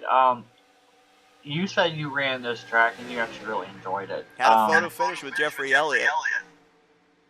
Would you rather be on the middle, on the high side, or middle and bottom when you're running this track based on where I'm seeing everyone else run? Because I've seen people go up to that top side like they actually feel comfortable up there. Yes, the top side is a viable option. I can tell you that the battle Jeffrey and I had, Jeffrey was using the top, I was using the bottom of the racetrack, but it's interesting in how you approach the entry to the corner as opposed to how you exit. So Jeffrey would enter on the bottom of the racetrack, let it slide up and get the run on the top side from 3 over to 4.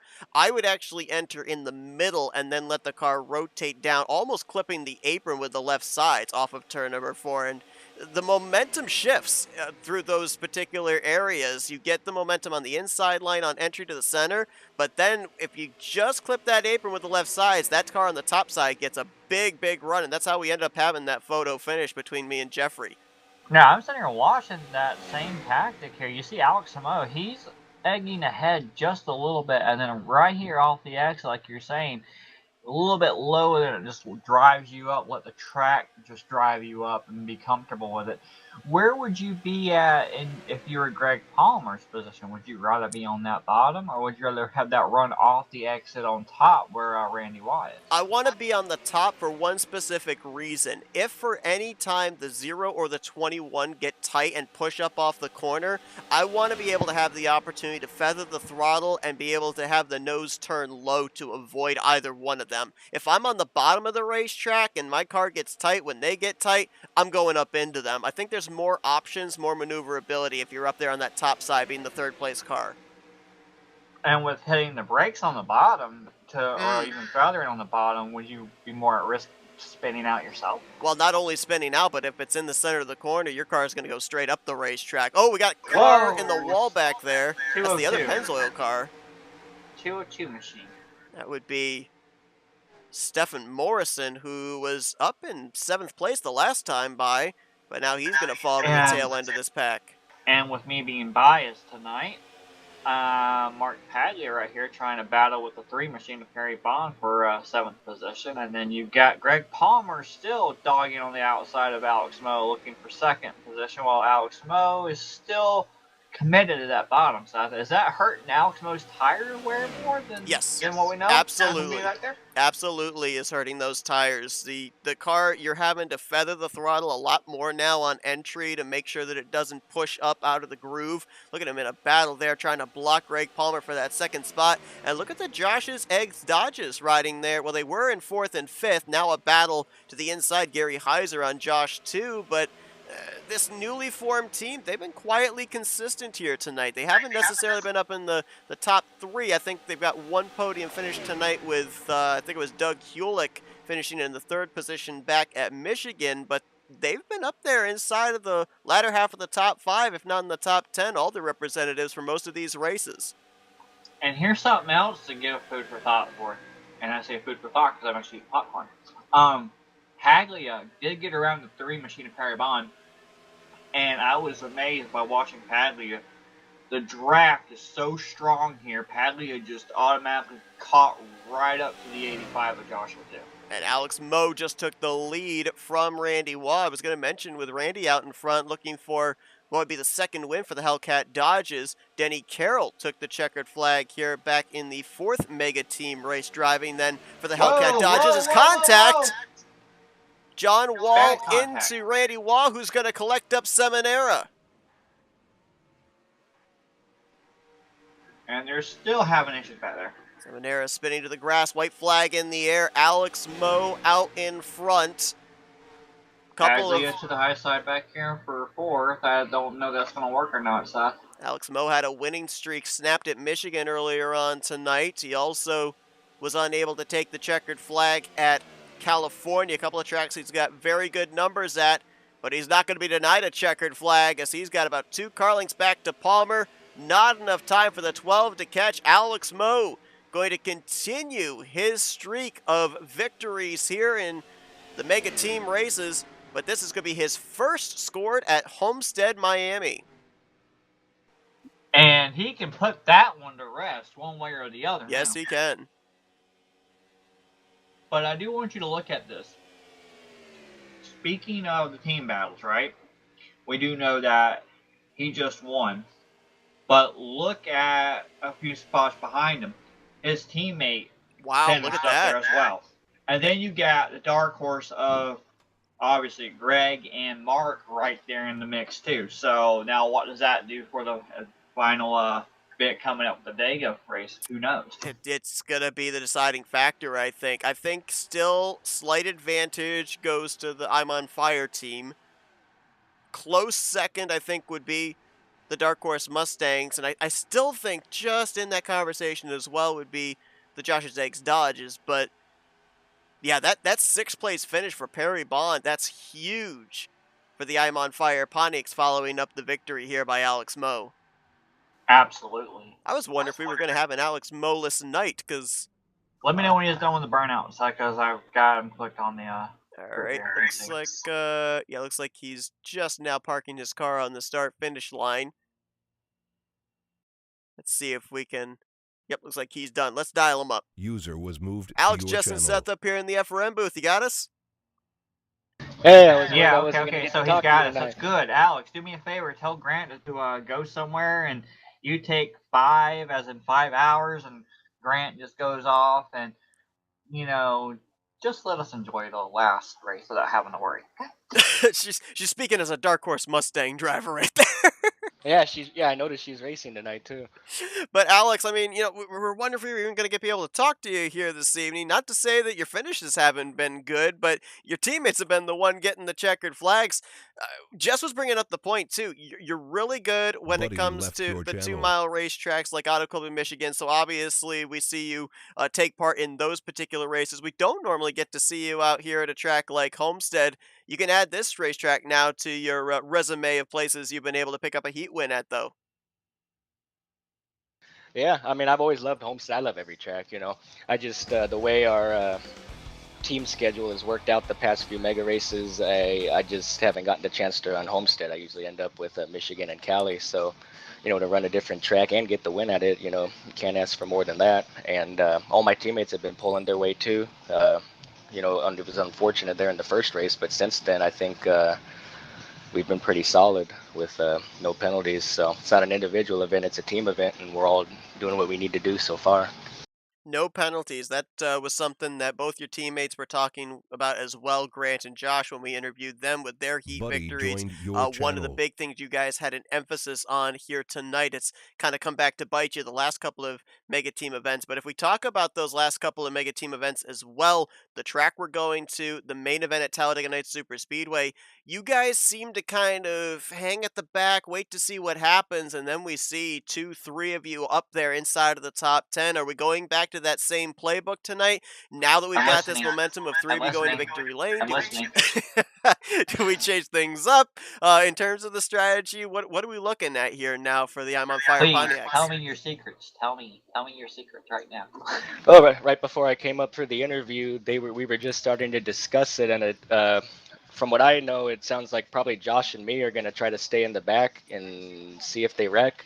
And I think Grant and Perry might qualify and run up front. So I'm fine with split team strategies. Some teams might, want to all qualify and get together somehow. Some teams or their drivers on the teams might, decide to do a split strategy too, where some stay up front, some stay in the back. So it looks like we're going to have a split strategy this upcoming race here. We've had a lot of different things here tonight as opposed to stuff in the past couple of mega team races. The addition of Blue Ridge onto the schedule, the number of drivers able to race in each event. We had 3 drivers in the first 3 races, then the usual 2 in these last 2 heat races. But let's talk about this main event, because this main event's entirely different as well. It's the shortest amount of laps that we've ever run. We went from 66 laps to 47 laps, now 38 laps here tonight, and 3 times wear. So obviously forcing you guys to make a pit stop, but you're going to have to keep your eye on that F3 maybe a lot more here in this race than you would have in previous races. How does that affect your strategy? Yeah, the lower amount of laps and the ×3 definitely changes it. If I remember correctly, ×3 frequency gives us about 12 to 13 laps tops here on a tank of fuel. So if it stays green the entire race, basically you can 2-stop it, but you have to run it dry for both pit stops, both green flag pit stops. Do I believe it's going to go green? No. Do I hope it does? Yeah. But yeah, the ×3 definitely changes it, because we have to pit every 13 laps instead of about every 20. So I would say that works to my team's advantage, because all of us are pretty good green flag pitters. So we'll see how it turns out. Ow, my feelings were hurt. But anyway, I have a question, Alex. Yes, ma'am. I didn't run that race for Homestead.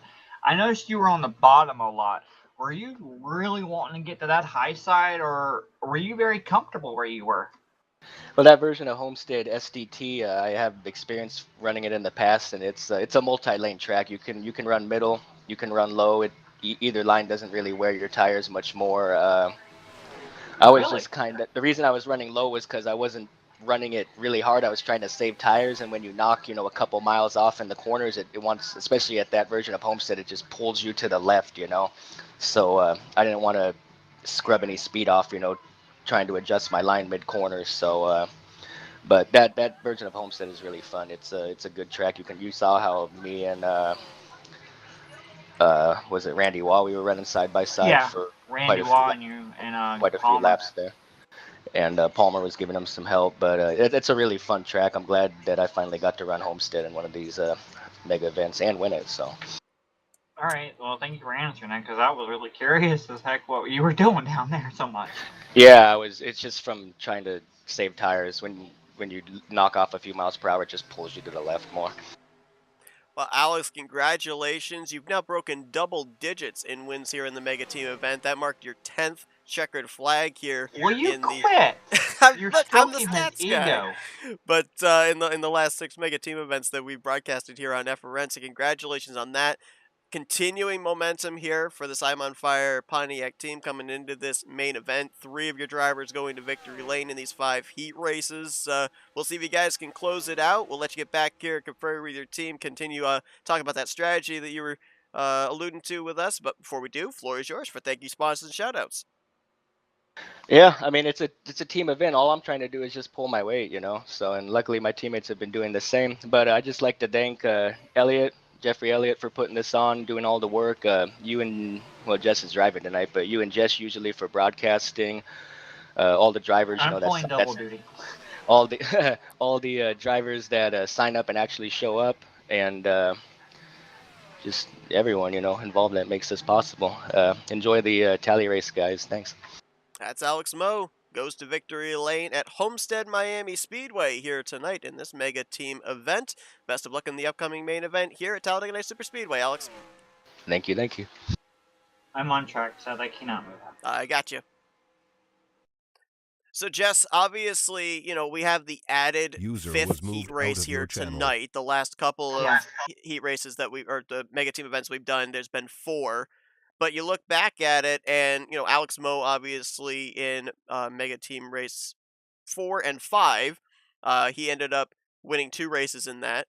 And then you have 3 victories here tonight for the I'm on Fire Pines with 3 different drivers, Wesley, Slocum, and Moe. Obviously, I'm sure you're going to be giving a little bit of the information that you gleaned from Alex here to your teammates there at Dark Horse. But with what we're hearing and with what we've seen the team itself be able to do in the past, be able to work their way up in the latter stages into the top 10. What do you think? If you're one of the I'm on Fire cars, are you going back to the same playbook there? Do you like the idea of the split strategy between 2 drivers and 2 other drivers there? Like what side of the coin are you on there in terms of in favor, not in favor of the strategy it sounds like they've got?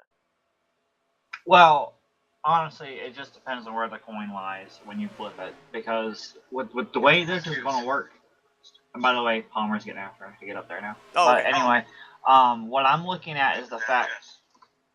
Hold on. Yep, take your time. You're all good.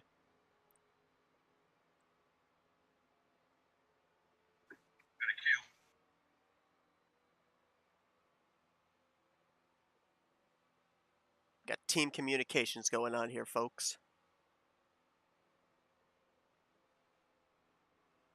I have to queue apparently. Give me a second. I'm still here. I'm still here. Just let me queue. No problem.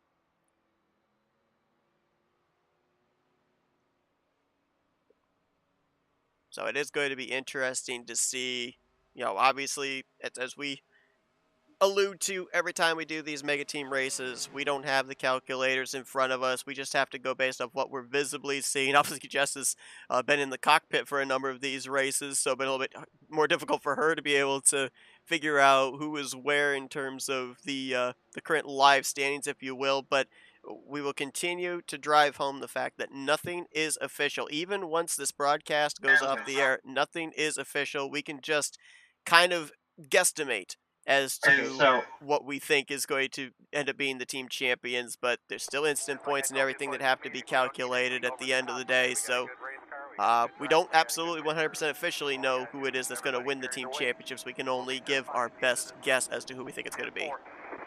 So what was your question to me originally? Uh, so Alex said that it sounds like it's a split strategy between him and his teammates. A couple of them going to start at the back, a couple of them actually going to start at the front. Do you like that idea with them having the momentum they've got right now, or do you think that they should formulate a strategy where all of them are together at the same time? Well, don't you get extra points for leading laps Yes, you do. for your every team member? So they got to be wise on that and not screw up with the pit strategy, because we saw that happen last time. If you remember, we had people stay out and we went green for a little bit and they got saved by the caution, which they didn't even know it was going to come out or not. So they got to make sure that they all keep their heads up all the way up there. Like I said, it's a coin toss. Do you want to keep two of your people back there where they can get involved in a wreck in the middle of the pack? And now we're going times 3, remember? So you slam on your brakes or come down pit road too hard, it's going to mess up your exit on trying to keep up with other people and your teammates as well. So if you're starting back there, are you going to be able to work your way to the front quick enough to merge with that front pack or not? Yeah, that's going to be really interesting to see in terms of who starts where as to who's adopting what type of strategy. Expedited race here tonight as opposed to other main events that we've had, 38 laps in total. I talked about desperation possibly setting in towards the close of the final couple of heat races, and of course, the 3X wear. Not necessarily all that important in terms of tire wear, but definitely in terms of fuel consumption. Uh, how much strategy in terms of positioning yourself in the field is going to revolve around that, or do you think that we're going to end up seeing the I don't want to say the desperation because I feel like that's the wrong word, but just the wanting to get every position, every point for your team, possibly leading to enough cautions where fuel, green flag, pit stop strategy is not going to be a concern. Well, obviously, if we're short on fuel, we definitely want to caution. But I mean, Seth, this right here is uncharted with this group of people with having to have teams. You know what I mean? Yeah. As far as a direct, straight answer, I cannot give you that at this point because, I mean, you know me in team races. We've done them before with drafting duos. I ran a couple of team races in the past, but they weren't actual races like this. We've done IROC together as well, and somewhat of a team race at that point in time as well. So, I mean, Seth, this is uncharted based on times 3 where I don't think I've ever ran a race as a team race in times 3 where either. So, I don't know what Palmer's going to want us to do. I don't know how his orders are going to be. So, I'm just going to do what Greg recommends I do and see what happens. I gotcha. Well, looks like qualifying is winding down here, and you guys are going to be grading up in And just I a moment. cannot qualify still for the life of me, really. But I don't know. You remember before what was it, the second season of RTG or the third season, I was doing really decent at qualifying, and then all of a sudden I went over there and all of a sudden it's dead. I don't know. Maybe it's you and Michael's fault for doing the broadcast. I'll take the blame. We've made you rusty in your qualifying. You've spent too much time up in the booth. Oh, was that so? Okay, I see how that. But speaking of that, I want to thank you for coming down here, helping me out for those heat races that you didn't partake in. I know that it was the last minute call with you joining Palmer and the Dark Horse team here tonight, but pulling the double duty here this evening, I really appreciate that. Thank you. Can you move me? I can indeed. All right, cars gridding up, getting ready here for what is going to be 38 laps of racing. Grant Wesley, it looked like by my last count, had the pole position.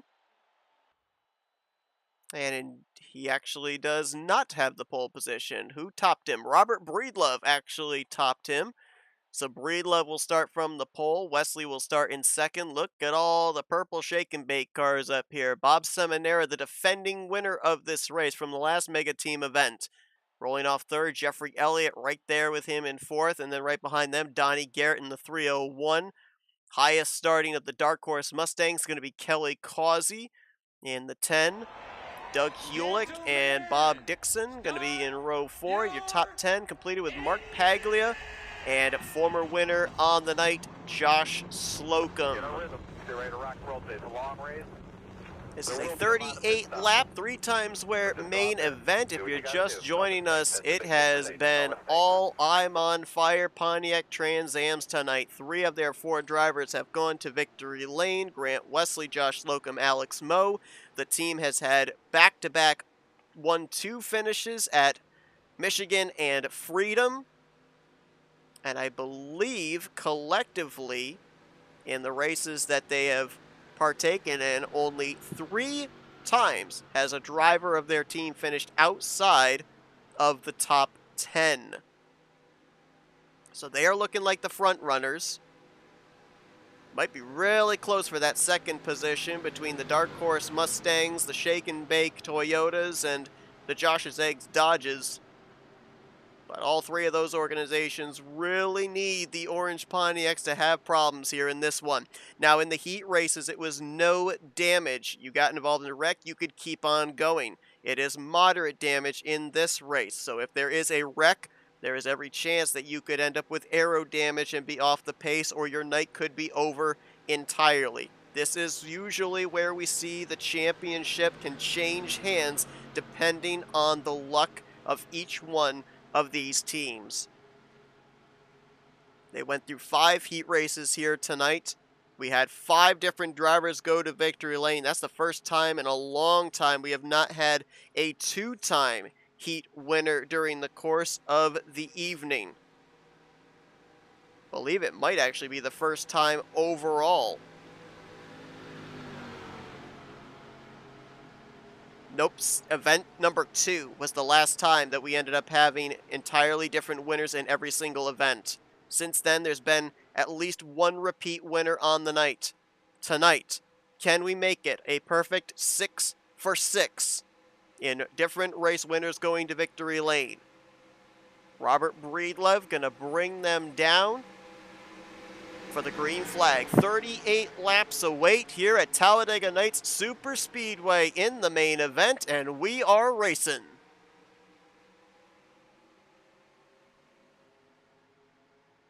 Biggest field of the evening, all 28 drivers participating.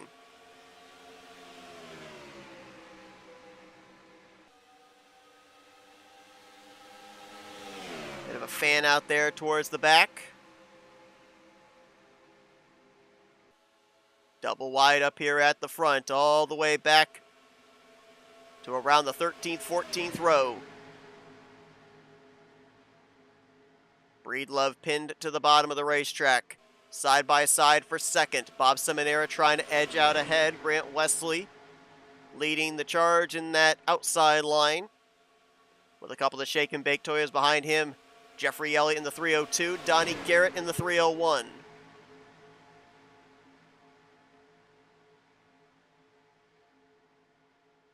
You also heard from Alex Moe after we interviewed him after his victory in the last heat race at Homestead.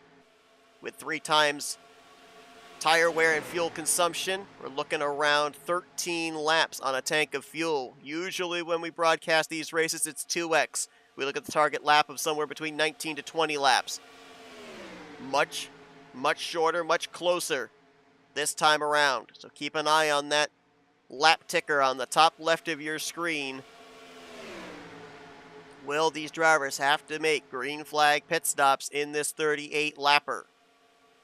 Breedlove still on that inside line, but look at how that line has dropped back now to the 5th position. Outside line. Grant Wesley, the lone orange Pontiac Trans Am there, surrounded by a plethora of purple Shake and Bake Toyotas. Now Jeffrey Elliott jumps down to the bottom in front of Robert Breedlove. That opens up the door on the top side for his teammate Donnie Garrett to tuck in behind Wesley. And showing the way is Bob Seminara in the 300. Jeffrey Elliott, Bob Seminara, the combination of those two winning the final 2 races of the last Mega Team event helped the Shake and Bake Toyotas, the newly formed then Shake and Bake Toyotas, to be able to take the team championship coming into tonight as the defending champions, though it has not necessarily looked like they are in contention to defend those titles this evening.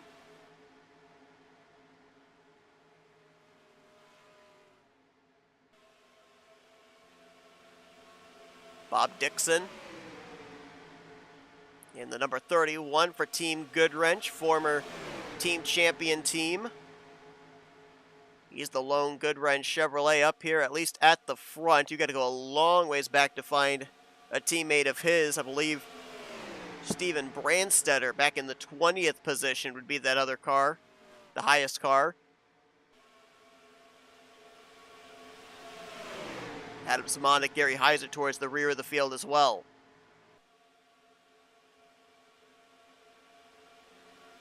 Donnie Garrett up the inside line. Now you might be wondering, well, why is Donnie Garrett battling his teammate Bob Seminara right now? Why isn't he trying to help push him? Remember, just alluded to it, that you get bonus points if you have every member of your team lead a lap. So Jeffrey Elliott trying to get up here and have the 301 lead a lap, have himself lead a lap, as we're looking 3 wide here. That's Bob Sire, one of the Hellcat Dodges, moving up to that 3rd lane in front of one of the Dark Horse Fords. I couldn't tell who that was. Might have been Kelly Causey in the 10. Nope, Causey's actually on the bottom. That's Jessica Shelton actually up there in the 13. Trying to make that 3rd line go. And here comes the other Shake and Bake Toyota, also in that 3rd lane, the 303 of Chris Elliott. I believe Donnie Garrett led that lap. Oh, we got a wreck! One car up and over one of the Pennzoil cars. That was, I believe, Robert Jackson. And the caution is out. Field, I believe, is frozen.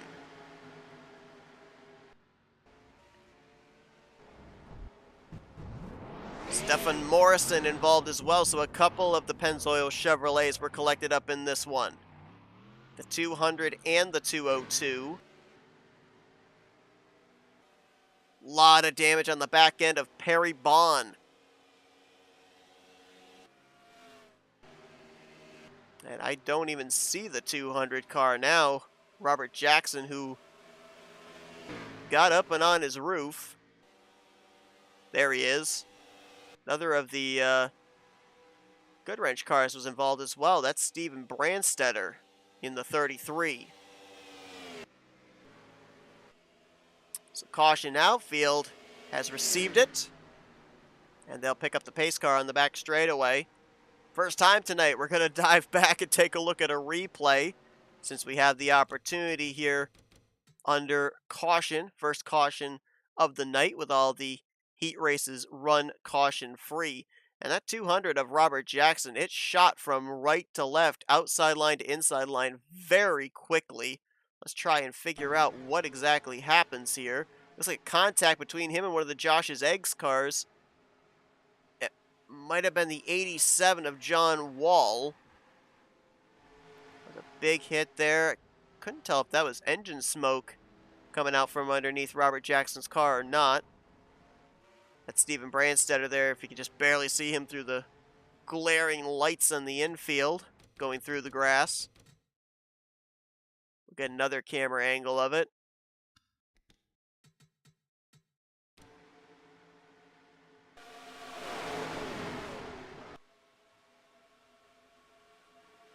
Not the best camera view here. I don't even know if we'll see any of the cars slide in this camera shot. There's the 202. There's the 3 with the back end damage. And one of the drivers that made it through that, we talked with him. Strategy was to stay towards the back at the initial start of this one. Alex Moe in the 0. Here's another look from the aerial view. Yeah, John Wall gets loose after the contact. And 85 of Josh 2 just got through that as well. Also a nice miss by, I believe that was the 30 of Adam Simonik. Just avoided his teammate. Take a couple of onboard shots. Start with the 85, Josh 2. That was an amazing miss on his part.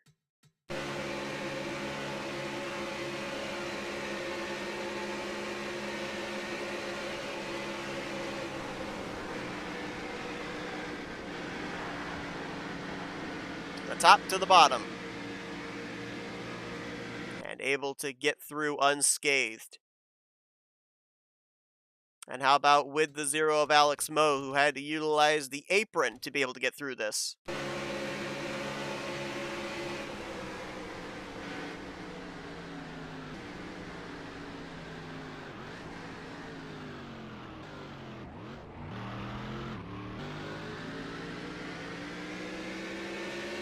Little bump there to the back of the 32 of Gary Heiser.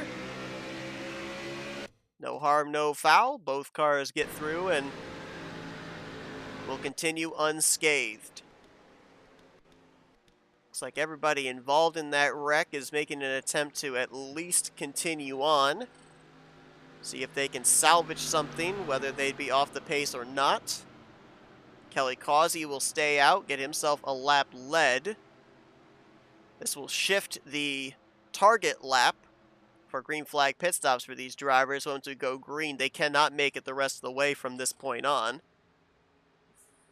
And Jeffrey Elliott looks like going to be the race leader, which is going to be huge in a couple of reasons. The main reason being now he's going to get himself a lap led. We know that Bob Seminara's already been out in front.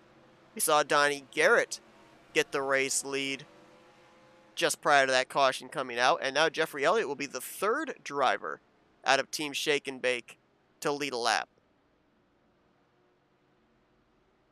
Only driver left for that particular team would be Chris Elliott, the former heat winner tonight at California.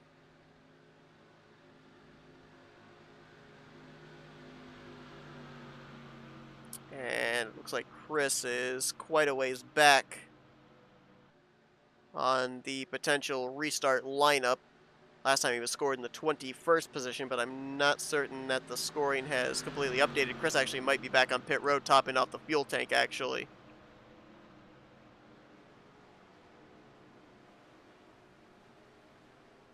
So we should get the lights out on the pace car this next time by, which will have us back green on the completion of lap 10 onto lap 11. Again, want to thank everybody that's tuned into our coverage here tonight on FRN. Hope you guys have enjoyed it. Had some really good racing here tonight. We've seen some first-time heat winners in Grant Wesley and Josh Slocum. 3 out of the 5 heat races have been won by the I'm on Fire Pontiacs, with Alex Moe, the most recent winner at Homestead, Greg Palmer, the inaugural winner in the very first heat race at Blue Ridge Superspeedway that began the evening, and Chris Elliott getting back to victory lane at the venue he had his last heat victory at California. Everybody involved in that incident is still on the lead lap. There are a couple of drivers I am concerned about in terms of whether they'd be up to speed or not. Specifically, the 200 and the 202 out of Team Pennzoil. A lot of damage on the front end we saw of Stephen Morrison, and the barrel roll by Robert Jackson. Now, a couple of drivers as well. I'm not 100% certain if they'll be up to speed or not. Perry Bond in the 3 and Stephen Brandstetter in the 33. Now, the two of them had rear-end damage. It is possible to have rear-end damage and still be up to speed, but you will need to have a car behind pushing you. So those two might still have a shot at this thing if they can have at least a dedicated drafting partner to stay up in the lead pack. But it's been a tough night overall for the Team Pennzoil Chevrolets, and about half their squad now down with damage after this first caution of the night.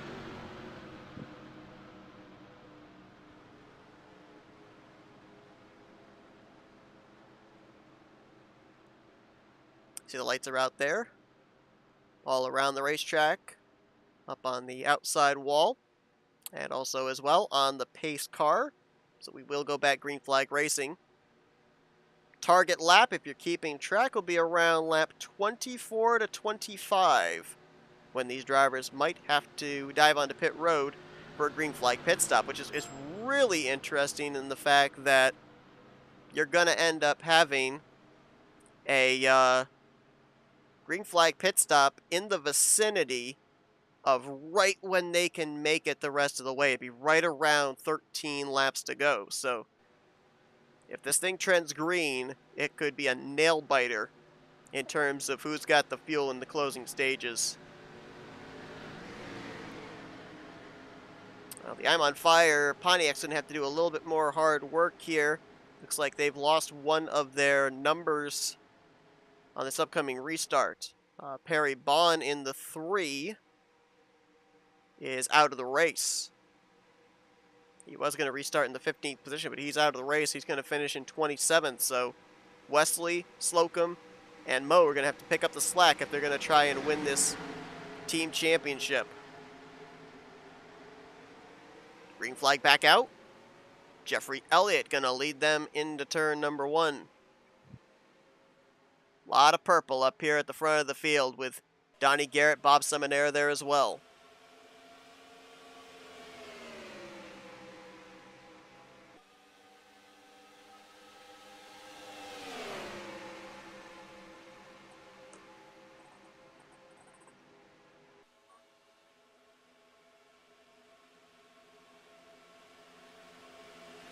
Grant Wesley on that inside line. Jessica Shelton pulling the double duty here tonight. Joined us in the broadcast booth for a couple of the heat races.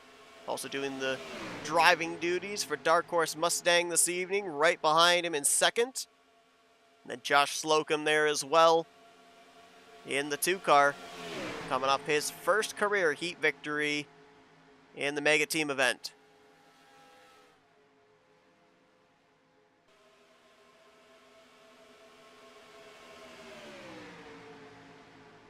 Keep an eye towards the back of the pack, see about any of the drivers involved in the incident potentially being off the pace. I see John Wall, who did hit the outside wall after the contact between him and Robert Jackson.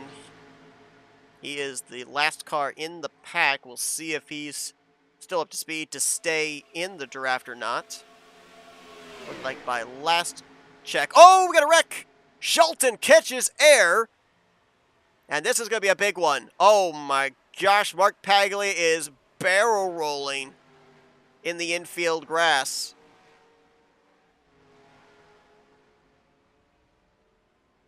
Oh, look out. Oh! Who was that? Was that Rod Weston came flying in? Caution flag is out for the second time tonight.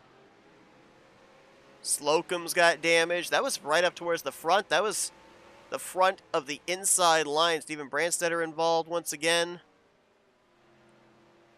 That happened with the second and third place cars on the inside line, I believe. Shelton and Slocum. I don't know if there was a stack up or what happened there, but a lot of cars involved there.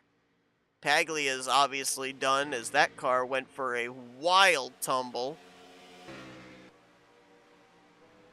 I think I saw quite a number of the Dark Horse Mustangs involved in that one. I think Palmer might have been the only one not involved. There's a lot of damage there on the left side, just in front of the rear tire of Bob Sires 23. And he's right now in the 3rd position. That shows you just how close to the front of the field this incident occurred. Let's go back, take a look at what happened. Take several camera shots as well, because that one kind of took me by surprise. I didn't see that kind of contact occurring. We'll focus it on the 13 of Jessica Shelton coming off of turn 4. Oh, no, actually somebody on the top side. Was that Donnie Garrett? Came down into Shelton, it actually looked like from that angle. Was there a bad bump on the top? That ride by Mark Paglia, my gosh. Before we end up getting another camera shot on the ground, let's go to the chopper cam and see. So I believe it's Bob Seminara is the 3rd car in line of the purple shake and bake cars on the top side. Donnie Garrett is the car in front of him. Let's see if the 301 gets hooked by the 300. Right here. Yep. Maybe a little bit of a late bump there. Maybe bumper grab coming into play. I'm not certain. Look at the top of your screen, Paglia there. But yeah, top side. Made the contact, came down, swept up the inside line.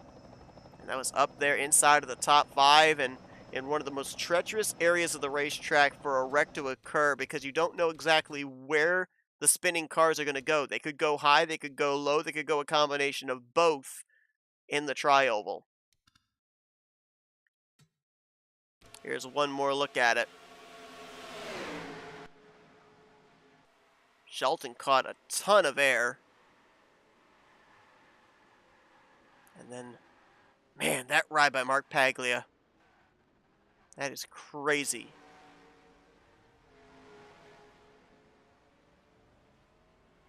Both the Pennzoil cars that were not involved in the first incident were involved in this one. The 201 of Gary Mingus and the 200 of Robert Jackson both involved. Rod Weston came flying in. He's got damage now on the left front of his machine after he got into Jackson.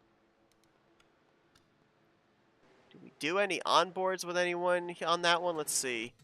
See if somebody got a good shot of the Paglia barrel roll.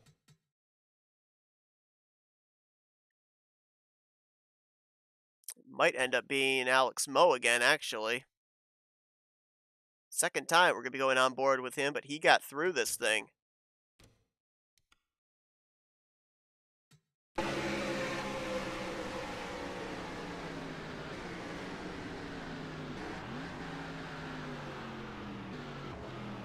And up ahead, you can see Mark Paglia in that barrel roll.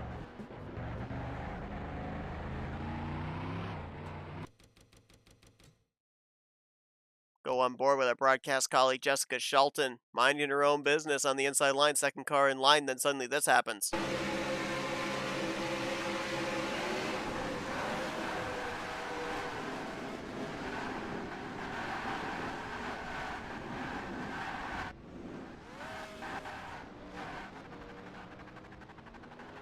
Wild ride, and even with catching air there, I don't think the 13 got a whole heck of a lot of damage. Should certainly not be said for her teammate Paglia. I think also the 301 of Donnie Garrett got away relatively unscathed. But as well, we've talked about the fact that it is a shorter race, only 38 laps in length, and you get involved in a wreck now, you may have enough time to be able to work your way back up to the front. You have a wreck when we get into the second half of this race, there's no guarantee you're going to be able to get back up to where you were running, and of course as well, we have Mark Paglia currently 2 laps down. If we have any other lap machines that are running at the time of future cautions, we will have that added lap of pacing, which could potentially, depending on when the caution flies, end the race under yellow. We're not yet at the halfway point. We'd have to complete lap 19 for that, which we are approaching. But this second caution of the night is not still going to get us the rest of the way on fuel. These drivers, once we go green, are going to be somewhere in the vicinity of about 10 laps still short of the conclusion. Which is why I think you have a couple of drivers back there that are making the dive onto pit road, anticipating 1 lap to green.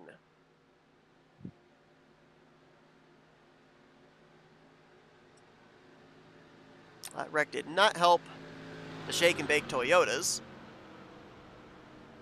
as you had 3 of them up there at the front, and now they are all scattered mid-pack to the rear of the field. The one driver of that team that had not yet led a lap was Chris Elliott, and he's going to start, I believe, up on the front row. So if he can get himself a good restart and get to the front, then all 4 of the Shake and Bake Toyota team, all their drivers would have led a lap here tonight.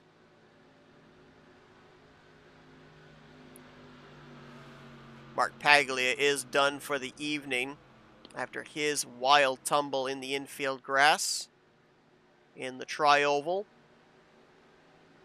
So that potentially could be the end of the chances of Dark Horse Mustang toppling the I Am on Fire Pontiac Trans Ams. Now granted, Wesley, Slocum, and Alex Moe, they lost Perry Bond on the earlier caution, and so it's pretty even Steven between those two teams now. However, the Pontiacs did have the advantage over the Dark Horse Mustangs coming into this main event, so with it evening out, it would still be, I believe, the I'm on Fire Pontiacs leading this thing in terms of the team championship.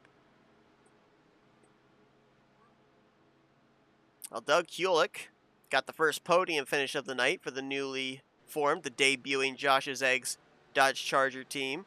Robert Breedlove got the first pole for the team here for this main event, and now looking to get them their first win in Mega Team event history, as he will get us back under green. Chris Elliott will line up alongside of him in second.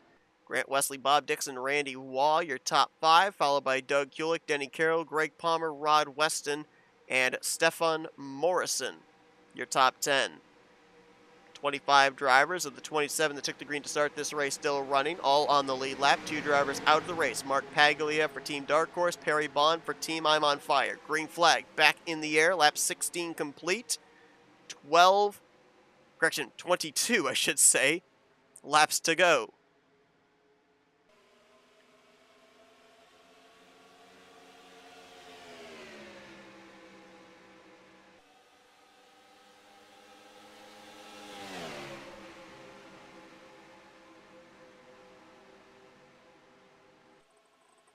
Nothing happening on that outside line here. Initially, Chris Elliott drops all the way back outside of the top 5. A couple of the Hellcat Dodges there, though. That's Randy Waugh, the 21, Denny Carroll, the 22. They're going to dive to the bottom instead. And caution is out.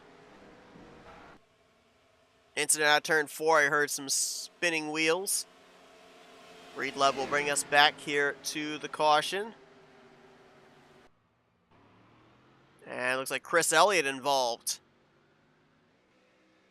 Just moments ago, he was leading us to green, the outside of the front row, and a lot of back-end damage on the 303. Might have been a single car incident. Everybody else is still rolling. Let's go back, take a look, and see what happened to the former winner tonight from California.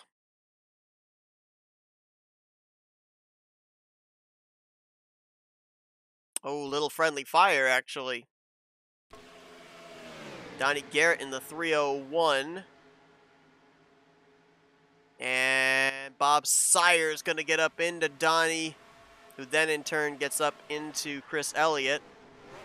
Adam Simonik also involved, and Chris Elliott slides back rear first into the Armco barrier. That is not a safer barrier, so that's quite a bit of damage he's sustained on that machine. That's a tough break there for Chris Elliott, who got dropped out of the top 5, almost out of the top 10, when everybody dove down to the bottom of the racetrack on that restart, and now finds himself with a damaged machine. Got some gamesmanship going on here. Robert Breedlove gave up the lead to come to pit road. Randy Waugh and his teammate Denny Carroll, they'll stay out. We'll see if they stay out here for this restart or if they plan to come to pit road during this caution period. Again, this caution does not get anywhere close to being able to make it on fuel. They'll still have to pit at least one more time, regardless of when the restart's going to be. And as all this is going on and we approach the halfway point of tonight's main event, we're going to step aside for an FRN race break. When lights go out, we'll resume coverage here in conclusion of tonight's mega team event for Full Throttle Racing. Don't go anywhere. We'll be right back after this.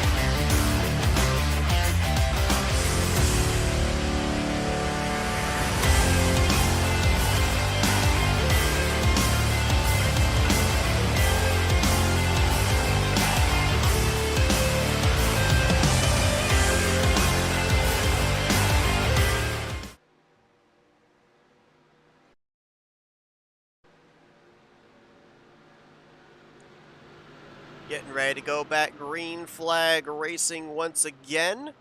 The Hellcat Dodges elected not to play the pit strategy and come to pit road later than everybody else. They want the track position. We will have all four of them starting up inside of the top six. Randy Waugh, Denny Carroll going to make up the first row, and the third row with Rod Weston and Bob Sire.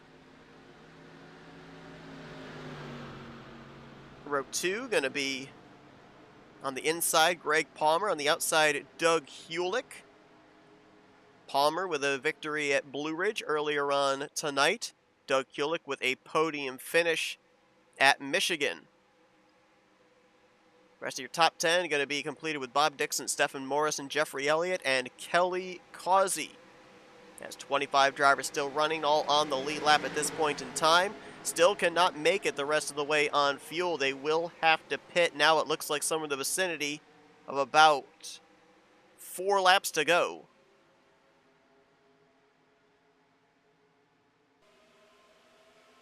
And trouble for the 87.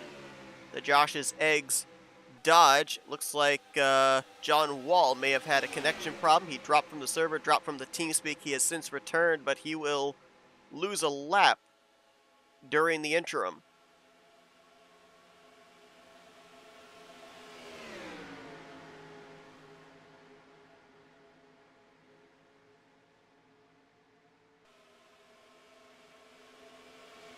This is an interesting strategy on the part of the Hellcat Dodges, and I'm not necessarily against it either, because regardless of whether they pit sooner than everybody else or not, everybody's going to have to pit at least one more time. So if the Dodgers can make it to, what about lap 25, 26, even to lap 27, they're within the fuel window to make it the rest of the way on 2 cans.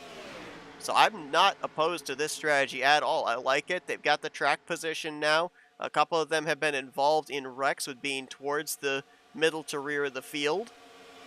And now all 4 of them are up here inside of the top 5, with the lone Josh's Eggs Dodge of Doug Hewlick in the middle of them in that 3rd spot.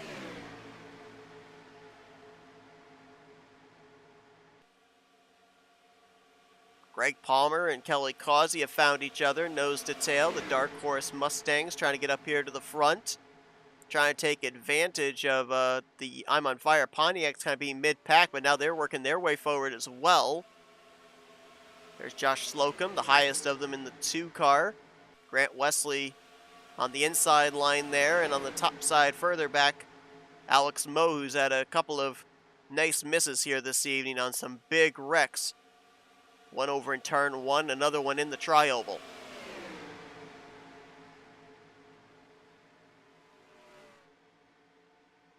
Now Slocum trying to go around the outside of Bob Seminara. Ooh, that is tight. Off at turn 4.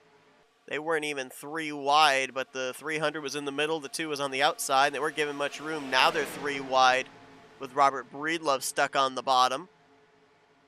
He's going to get some assistance from a couple of the Pontiacs, Wesley and Moe.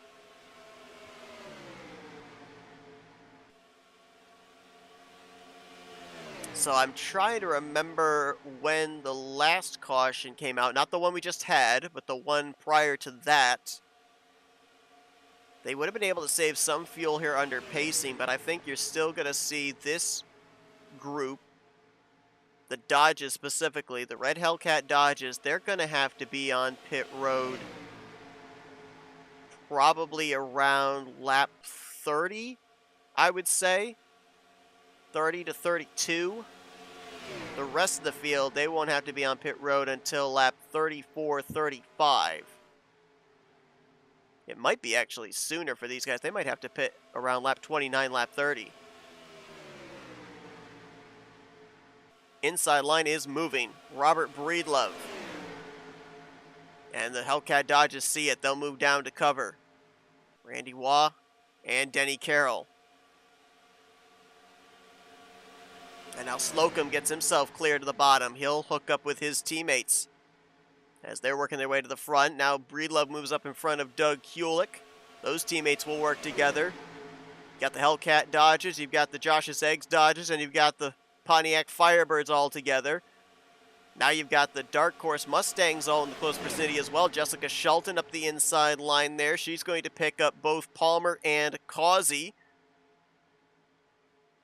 And you've got the purple Shake and Bake cars pretty close to each other there as well, with Seminara, Chris Elliott, and then a separation back to Donnie Garrett. We had that flicker there because I believe John Wall reconnected back in. He is 6 laps down in the 25th position. We do have a couple of drivers that have lost the draft as well. Robert Jackson in the 200 had that flip right here just past the start-finish line that brought out an early yellow. There's John Wall returning to the racetrack, and Jeffrey Elliott way back here as well in the 23rd position. I don't remember Jeffrey being involved in anything that would have had him off the pace. I don't know exactly what occurred with him, but he's not up here with his Shake and Bake brethren.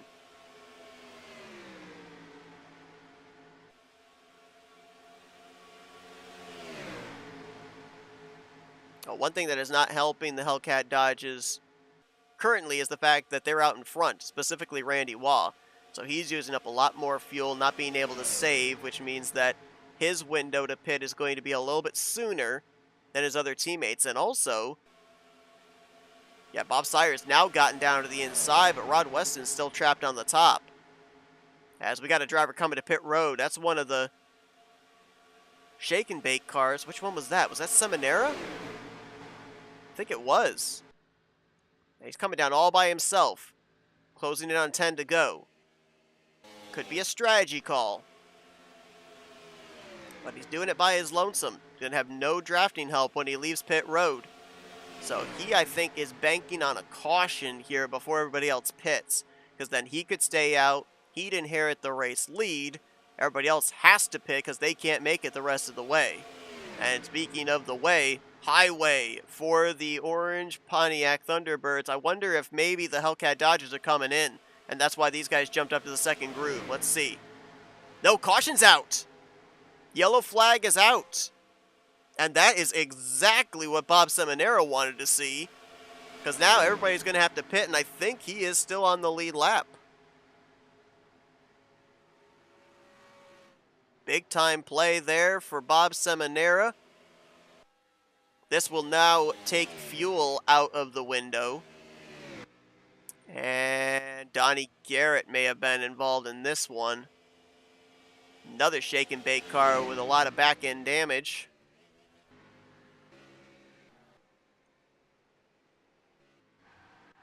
And 302 of Jeffrey Elliott on pit road.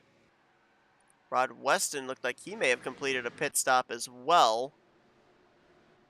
Where's the 300? Is that him right there? Nope. Where is he at? Just making sure he is on the tail end of the lead lap. And he is. So he's going to get to stay out when everybody else comes to pit road. And Bob Seminara, I do believe, will inherit the top position. Either he or Rod Weston, maybe. Unless Rod was involved in that incident. We'll take a look here and see. Let's follow around the 301 of Donnie Garrett. See what exactly happened here. This was going into 3.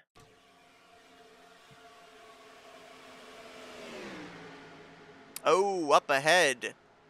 Bob Dixon, Bob Sire making some contact. Adam Simonik involved, as well as Donnie Garrett, who backed it into the outside safer barrier. Hard to tell. Saw it late, whether there might have maybe been some checkup or something. Let's jump to the 23 of Bob Sire. Don't know. 31 had a big run. He just gets into the back of the 23. Not sure if the 23 was checking up or not. He did have space in front of his teammate. But now I want to check and see. Where's the 20 of Rod Weston? So Weston, yeah, there's no way he made it onto pit road in time. You see the flag is already out. Let's go on board with Rod Weston. I think he was hoping he could be able to get onto pit road before that caution waved. but I think he came down a closed pit road. Here's a look. Watch the left side of your screen. Oh yeah, the red flag's already out. Pit road's closed. And Rod came down a closed pit lane, so I think that means that Bob Seminara is indeed actually going to inherit the lead. I thought Rod might have a shot at it there, but he'll have an EOL penalty for coming down a pit road that was closed. I think. And this will be our final restart of the night, too, depending on how many laps we have left, because we are now at less than 10 to go. We're going to get the restart somewhere in the vicinity of 5 laps to go, and we have several drivers now that are off the lead lap. Robert Jackson is -1, Jeffrey Elliott is -2, John Wall -7. So we will add that extra lap of pacing on for the lap machines. I believe that Robert Jackson should get the Lucky Dog free pass here. So that will put 23 drivers on the lead lap, and let's see if the 20 comes down pit road here. Yeah, I think he has to. John Wall going to go around, get a lap back in the 87. So your top two right there, Branstetter Dixon coming down pit road. Rod Weston, who came down a closed pit lane, has to dive in, and Bob Seminara is going to indeed inherit the race lead. So the good news is the strategy worked out. He caught the caution he wanted. He's going to restart the leader. The bad news is it's all orange in his rearview mirror, because he's going to have Grant Wesley, Josh Slocum, and Alex Moe all with him on this restart. All three of those drivers have gone to victory lane here tonight. Wesley at Michigan, Slocum following up at Freedom, and Alex Moe in the final heat race at Homestead. And they're looking to close out this team championship for the I'm on Fire Pontiac Trans Ams. They've been in the conversation the last 2 mega team events, but they have been bitten by post-race penalties. Tonight, they want to right that wrong and put themselves at the top of the mountain. Seminara right now doesn't really have any teammates around. Chris Elliott was involved in a wreck, had back-end damage, backing into the Armco barrier on the inside of turn 4's exit. Donnie Garrett just recently involved in the caution over in turn 4. He's got damage. And Jeffrey Elliott is multiple laps down, now 3 laps down, as I believe he is currently sitting on pit road. So Seminara has no allies, at least up here at the front of the field. How aggressive is he going to be to keep the I'm on Fire Pontiacs behind him and pick up what would be his second straight main event victory here in the Mega Team event? Seminara won the Mega Team event finale in the final Mega Team event under the Talladega Nights banner. He now wants to ring in the new era under the Full Throttle Racing title. Robert Breedlove still very much in this conversation after starting the main event on the pole. He'll line up in 5th. And the Dark Horse Mustangs are all there together as well. Shelton, Palmer, Causey, 6th through 8th. Randy Waugh, Denny Carroll. That caution saved them. They didn't have to come to pit road by themselves. They were able to pit with everybody else. But they do lose some track position as a result. They restart back in the 9th and 10th spots as John Wall continues to make his way around, pick up as many laps as he can here under this caution period before going back green. Looks like he is going to be 4 laps down when we restart, as the lights are now out. When we go back green, it will be with 5 laps to go. We will have reached our point of no return. Next flag will end the race, so we'll give the usual disclaimer that we do at all the super speedway races. If trouble breaks out, we will go back either under the final pacing laps or post-race to see what happened, and the race under yellow. But we will stay at the front of the field and watch the battle back, whether it is coming around to receive the official checkered flag or to receive the caution that will end the race.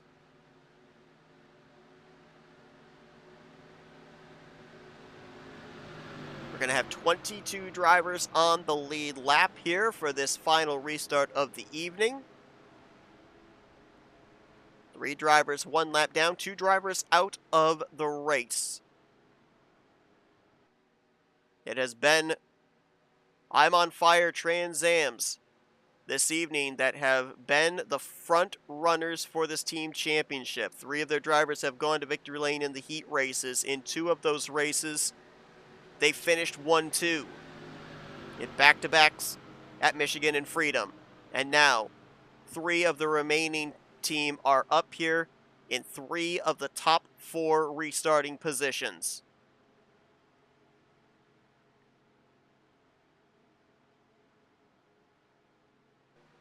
Interestingly enough, Team I'm on Fire has never won a main event here at Talladega Nights Superspeedway.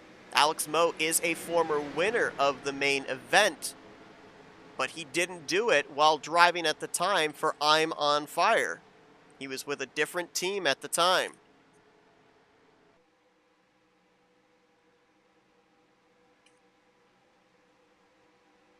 Actually, that's incorrect. He was with I'm on Fire. Never mind. So ignore everything I just said. I should have looked back at my notes before making that statement. But here we go. 5 laps to go. Who's going to take the final checkered flag of the evening? Green flag waves. Can they at least get back to the white?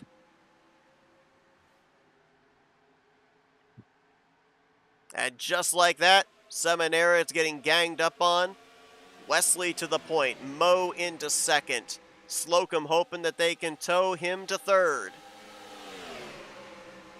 They had back-to-back 1-2 finishes. They'd love a 1-2-3 finish for the ultimate exclamation point.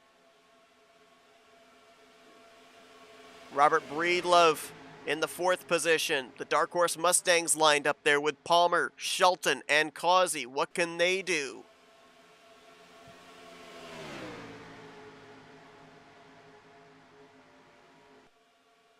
Breedlove gonna lead the outside line charge. The Mustangs will stay with him. Pontiacs by themselves on the bottom. A lot of movement there in the middle of the pack. Here comes Breedlove. Pontiacs will shade the middle. Breedlove pinching them down. They're trying to share that middle line right between the white hash marks. I'd keep an eye on those red Hellcat Dodges there. They were slicing and dicing not too long ago. They're trying to make something happen. They're up on that top side as well. Breedlove to the point, trying to go coast to coast here at Talladega Nights Superspeedway. From pole to win. His teammates not that far back there. They're on that outside line as well. The 86 of Doug Kulik, the 85 of Josh 2. Trying to get up there and help their Charger teammate. Deadlocked from second on back. The Mustangs on the top, the Pontiacs on the bottom. Breedlove staying committed to that outside line.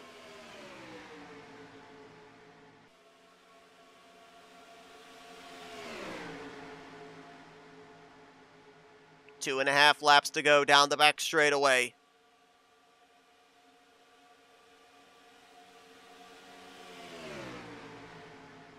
John Wall has had his laps added back, those that he wasn't able to get back under caution.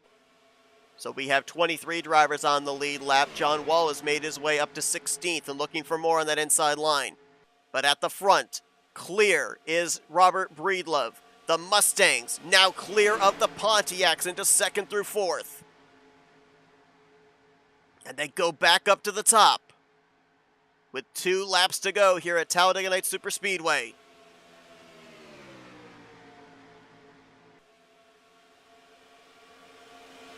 Dark Horse Mustangs giving it a yeoman's try here, but with 3 Pontiacs up here inside of the top 10, it's going to be very difficult for them to wrestle away this team championship. They may have to rely on incident points if the Pontiacs have had any mistakes here tonight. They've run relatively clean races up and down the board. Now to the bottom, Breedlove. Palmer, does he try anything to get around the 84 car? He's got drafting help with Shelton and Causey. Coming to the white flag, 1 to go. Wreck has occurred. Did they take the yellow is the question. As one car just went flying across our screen. That was Josh 2. I don't know if we're racing back or not. I think the leader may have crossed the line, but I'm not 100% certain. Looks like the speeds are slowing. Race is going to end under yellow. Leader had not quite yet gotten to the start-finish line when the incident occurred. The caution waves. And Breedlove is going to win this race. He will go coast to coast. And the debuting team of Josh's Eggs Dodges is going to get their first ever win in the Mega Team event. I'll have to double check, but I believe that is Robert Breedlove's second. No, that is his third win. As they're waiting, they're all crawling, waiting on the pace car to pick them up. The timing of that yellow was quite interesting. But Breedlove won the main event here at Talladega Nights Super Speedway back in the first Mega Team event. And he also was a former winner at a heat race in the second Mega Team event at Freedom Motorsports Park. So he becomes, I believe this is, let me double check, the first multi-time main event winner in the Mega Team event. And that is indeed the case. And he will do it from the pole position. Led 8 laps, will be 9 here tonight. And it's going to take the checkered flag. Greg Palmer's going to finish in second. Jessica Shelton will bring it home in the third position. With Kelly Causey there in fourth. Dark Horse Mustangs may very well have just locked up second place in the team championship standings, but right behind them, Grant Wesley 5th, Alex Moe 6th, Josh Slocum in 8th. Believe that is going to be the conglomerate of your Buddy joined your team channel. champions there, with all 3 of them finishing inside of the top 10. Yeah, how about that finish? Yeah, I think you just set a record from getting out of car to running up the stairs here to the booth. Well, when I got in that wreck earlier, I almost kind of went up halfway, and I thought, well, Yeah, not yet. that was I a thought, cool not looking yet, rollover. I'll keep going. We got a great camera shot with your onboard in that one. Wow. Too bad you didn't get, did you get the last one when I did that on RTG? No. I don't think so. Alright, so where are we with the stats here? I'm pretty certain, and again, this is all unofficial for everybody, but I'm pretty certain that it's going to be I'm on Fire Pontiacs. Okay, well, they were up near the front most of the end of that race. Alex Moe, I thought, had a little bit of damage, but when I was behind him, we were pushing pretty good. So I would probably agree with you, bar none that they didn't get any wreck issues prior to that. I don't know, but also the bad thing is Perry Bond. Something happened with him being disconnected, and honestly, I don't know the details on that one. Yeah, the saving grace, I think, was also the DNF for Paglia, so that kind of canceled out the battle between the Dark Horse Mustangs and there's contact in the wall. The Dark Horse Mustangs and the I'm on Fire Pontiacs, but 3 of the Dark Horse Mustangs up inside of the top 5, 3 of the I'm on Fire Pontiacs up inside of the top 10. I think the Pontiacs did enough to be able to hang on for the team championship. But again, you alluded to it. We got to go back to the incident points. It could make a difference. Alright, so I had a little fight with Kelly here. And I don't know if Kelly's still in the team seat. Is he in the team seat still? Or did he run away? Does not look like it. Nope, he has. That is not fair. I told him I was going back to my broadcast duties after the race so he could be interviewed and pop up one. No, he wants me to be. No, that doesn't work like that. I was picked to broadcast first in priority, so I'm going to broadcast. So, who we want to get up in my spot then? Let's we want to get Grant, or who we want? No, I think we'll just do second and first. Is that how you personally feel about the subject? Yeah, because we're gonna go back. We're gonna look at replays of the incident, and then we'll just get the other 2 on the podium. Okay, I'm going to drag Greg in here then. User was moved to your Hey, channel. Greg, Justin Seth up here in the FRM booth. You got us? I'm here. Greg, I was trying to tell Kelly that I have broadcast duties, and he could be more than happy to be interviewed. He kept saying, no, it's me. No, I said, no, it's him, because I'm broadcasting. That was priority. So, yeah, I don't know if you can get him back or not, but that's you. But, yeah, your turn. Yeah, so, Greg, I mean, a lot of times the caution flag can be a help. Other times it can be a hindrance. You guys had that move up there to the top side, coming to the white flag. You needed it to stay green. You're just not even, I don't think, 100 feet away from the start-finish line when that incident occurred, ending this race under yellow. How much did you guys need this win, knowing that you had the I'm on Fire Pontiacs right there with you, and it was looking like it was really you two teams down the heat races slugging it out? I tell you, man, towards the end here with the on fire cars and the what's it, the red Dodgers, they were all of their cars were in the top 10, and we were like, hey, wait a minute, there's 3 of us, we can do this, and we did. I mean, I was going to follow Breedlove regardless because we had to pass on fire. We had to pass them, so we stuck with Breedlove, and towards the end, would have made a move definitely on him, but he would have been in the top 5 anyway. So, but yeah, what a great night, I have to say. You know, we had a couple of instances, but I think we did pretty good overall.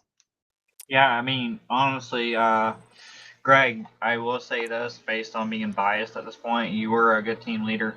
Seth, what ended up happening at that end part is we were going to go, and while Greg was going to go with Reload, when we wanted to go to the bottom, we actually had the shot to pass and take the lead, but because Kelly wasn't clear, we went back up and we picked up our teammate because Greg we don't leave anybody behind when we're there, do we, Greg? That's right. No, we don't.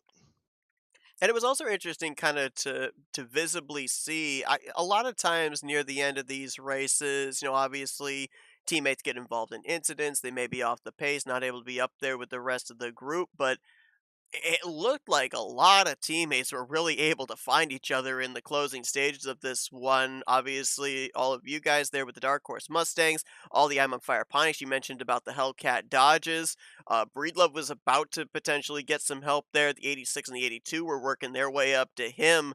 I know that this is a super speedway that can, hold them 3 wide, maybe if necessary 4 wide. All the lanes work, but with the fact that you've got pretty even numbers with teammates working together, how does that affect, your strategy and the User moves was that you moved end to up your making? channel.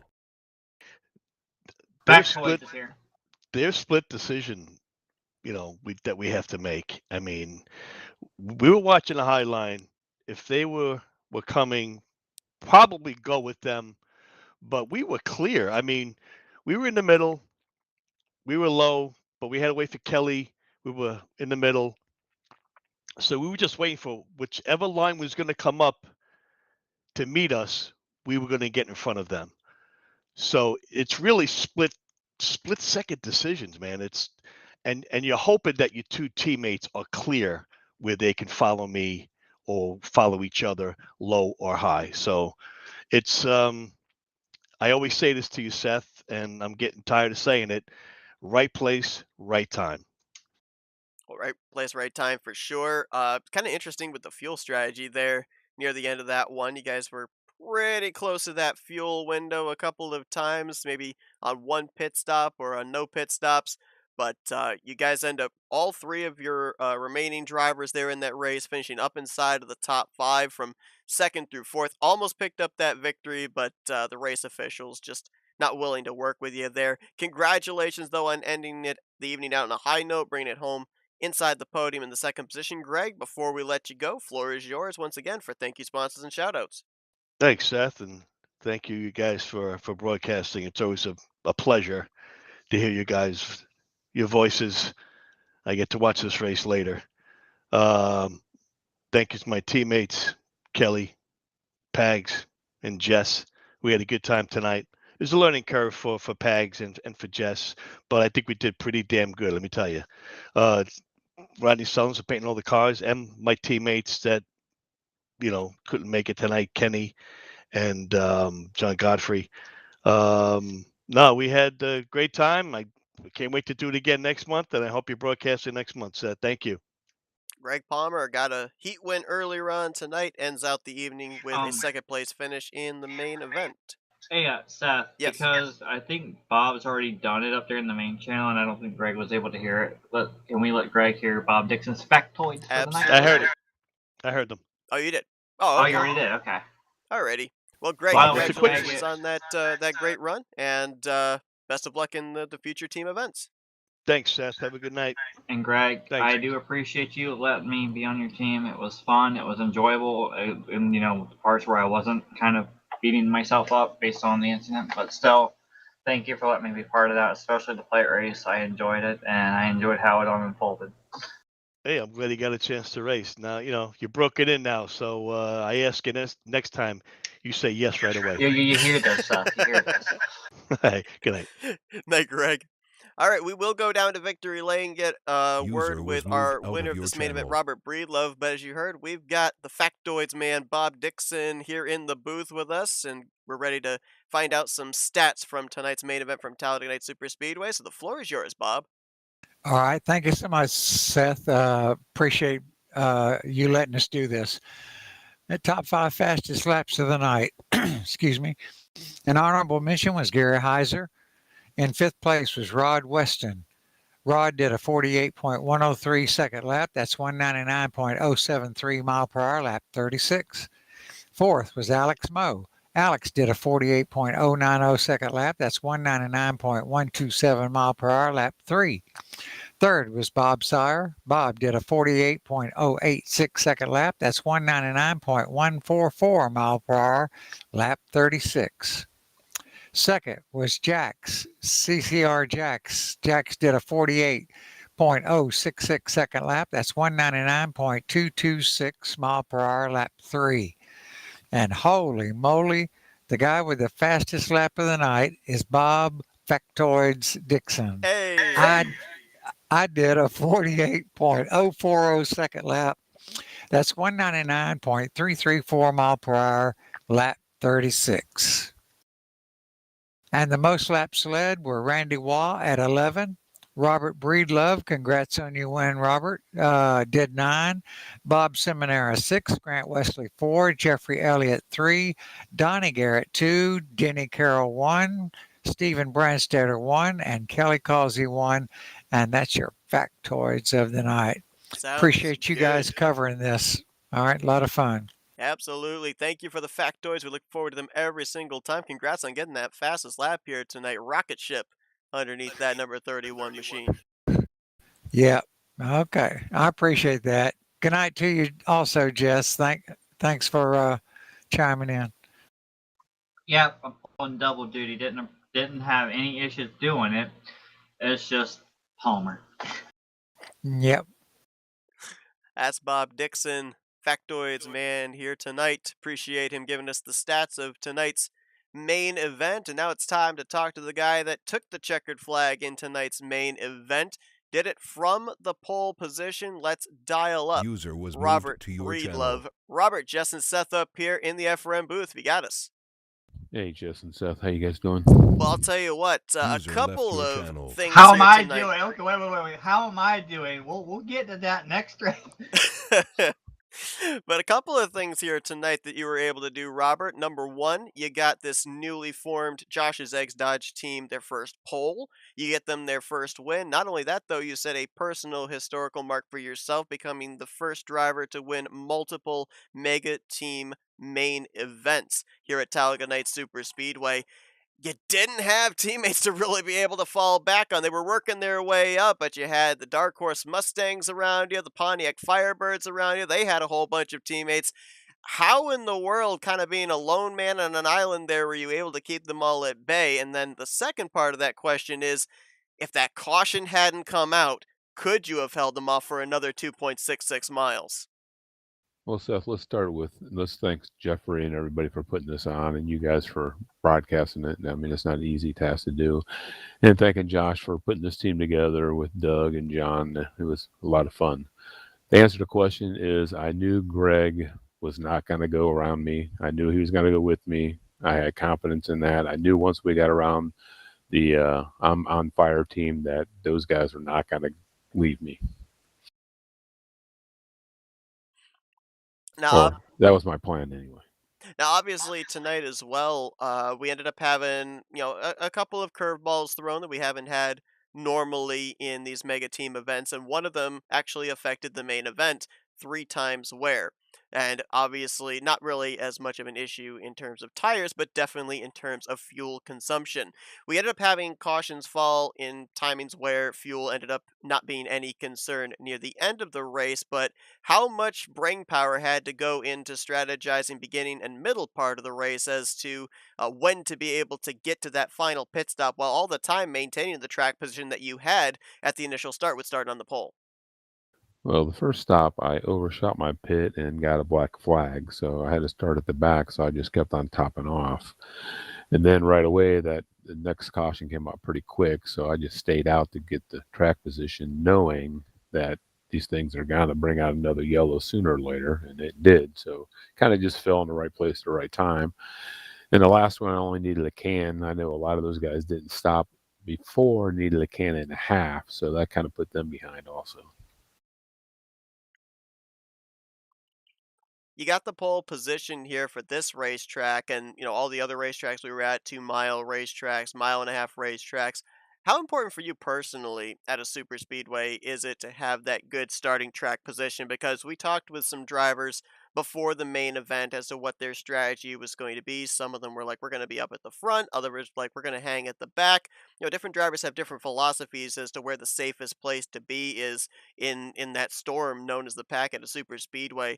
Um, are you one of those drivers? I know I see you a lot of times in other super speedways. You qualify up at the front. Is that where you feel the safest at? That's where I feel the safest. I like to kind of control my own destiny. If I can get a good qualifying lap, being in the middle of the pack, I do not like. So I always, try to get up front. Well, Robert, a great way to cap off the night for you. Got a question for him, Jess? Yeah, I was just curious about something. Throughout the whole night, starting with the race we had at Blue Ridge, all through the night, all the way to the plate race, um, were you at any point? I mean, congratulations on getting the win, the laps led. That would, add bonus into the mix as well. But at throughout the whole night, were you at any point focused on the possibility of these points and like the big main event points and the whole team points, or were you just out there to run your own race and let the cards fall where they may, or how was it for you? That's a great question, Jess. I don't really worry about the points too much. I mean, I told these guys because a lot of them haven't. I know Josh hasn't ran before, and John's limited doing it, and Doug's does it often too. But I told them as long as we don't wreck anybody, we should be all right in the points. Which that really didn't work out because I wrecked Denny one race, and then I think Doug wrecked somebody too. So that really didn't work for us. But in the past, if you don't wreck anybody and just finish, then the points fall where they fall. Because I mean, to be honest with you, you and I have raced against each other for a really long time, and I'm not trying to beat you up on it. So just be aware of this. I'm not trying to make you look bad, but every time you got near someone, you would always try to make a pass, even if it was impossible to do it. It's like, what in the world are you doing? You're one car going against four people on this bottom. What are you thinking? But with how aggressive you are and how you've been like trying to get the spots, not like hitting people or knocking people out of the way, but just like in general trying to pass. How did you have to reevaluate your normal tendencies with how you race versus a team race? Well, I knew that I was the only one up there for my team, so I had to do what I had to do. But yeah, I might have been pushing it just a little bit harder than I normally probably would tonight, just because of that fact. And I knew once I got in front of Greg wasn't going to wreck me, wasn't going to leave me, because I mean, we've raced many, many times before, and I just know he's a clean racer. So once I got in front of you guys, I knew I was going to be all right. Well, like I said, I wasn't trying to knock you in a negative way. I was just going by how aggressive you are when you try to pass someone. You're like the lone guy up there trying to make it work most of the time that I've ever seen you. So that's what I was curious about. But yeah, congratulations on getting the win. That was actually fun as well for myself. I'm not sure about Kelly or Greg, but Greg said where he wanted to go, and I followed him. And even though you got the win, it still worked out pretty decent point wise for us. But still, I mean, that was fun. Yeah, you guys were probably it's in between you and I'm on fire probably for the No, there's no question. It's all on fire. We gotta get the incident report. We can't say anything official. Every time we say something official, we end up jinxing a team. It seems That's like. why I'm saying I'm Oh, on okay. fire. I see. Yep. Okay, makes sense. And I know Kelly too. Kelly was in that pack too, and I know Kelly's not gonna do anything crazy either. So I knew. I mean, what was really going on was I did such a great run on U6 really that I had to either go high or low or back way out of it. So I just decided to shoot it and go by myself. Well, I mean, I was referring to like races over there in Fast and other places where we ran FTF and whatnot in the past and whatnot. But I mean, hey, it worked, and you never wrecked me. I've never really wrecked you intently. We've never got into it like aggressively with each other. You've always been pretty clean, aggressive but clean. So I've never really had to knock you for anything. So. Oh, I appreciate that, Jeff. I try not to wreck anybody, and if I do, it's like, it's pretty bad. I would love to see Chuck and Robert one-on-one. Well, Robert, congratulations on the job well done here tonight, ending the evening on an exclamation point. First multi-time winner of the main event here in the Mega Team event as well, and also the first winner of the Mega Team event under the Full Throttle Racing banner as well. Also with this brand new team here, the Josh's Eggs Dodges. So a lot of firsts here that you were able to accomplish with this victory tonight. Before we let you get back to your celebrating of this win, floor is yours for Victory Lane. Thank you, sponsors, and shoutouts. Hey, just one more time, I want to thank Josh and Doug and John for being great teammates, and you guys for broadcasting it, and of course Jeffrey for doing all he does. So I appreciate it. Robert Breedlove, your winner here tonight in the main event of the FTR Mega Team event. Congratulations once again on the victory. Go and enjoy it, and maybe this will be maybe not the last time we see you take a Mega Team event main event here. Yeah, maybe next time he'll move over and let us go by. I doubt it, Jess, but maybe. Hey, I can hope. Robert Breedlove, Good your night. winner here tonight. Congratulations once again, Robert. User disconnected from your channel. All right, so as our coverage concludes here this evening, again, want to reiterate, Jess, appreciate you doing the double duty here tonight. Yeah, I know you right. had that last-minute call from Palmer, but you also joined here in the booth in those races that you weren't participating in. You were busy tonight. Yeah, and I kind of got, like, there was a point where I got kind of yelled at, like, are you coming up here or not? I'm sorry, I've got two things I'm doing here. But, yeah, I mean, it was fun. It was fine to me, honestly. I just, next time, what I'm thinking about doing is I probably need to choose my track preference more carefully with Palmer, whoever I'm on the team with next. I'll probably not, even though I love the setup and how it feels, I probably won't go to Freedom next time. I might go to California or Homestead. I just think Homestead's a bit more technical. You know what I mean? So it probably requires a little bit more concentration of skill, and trying not to hit anyone or bump anyone out of the way makes it a little bit more difficult. But anyway, it was fun, and I would be willing to do double duty again if necessary. But looking forward to the next broadcast that I'm part of with you. And at the same time, we got a busy schedule coming back up next week with RTG starting back. RTG starting back up. Championships getting close for that one.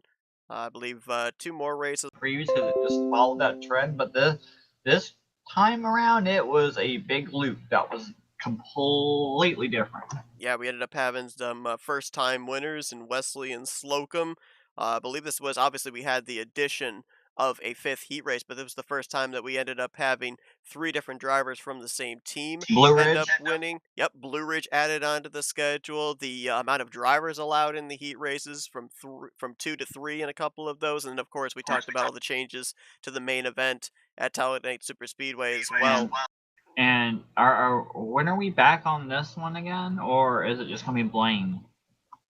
I believe it's Blaine, from what I've been told. I believe the future mega team events are going to be when they run on Sundays are actually going to be on Tarnation TV with Blaine.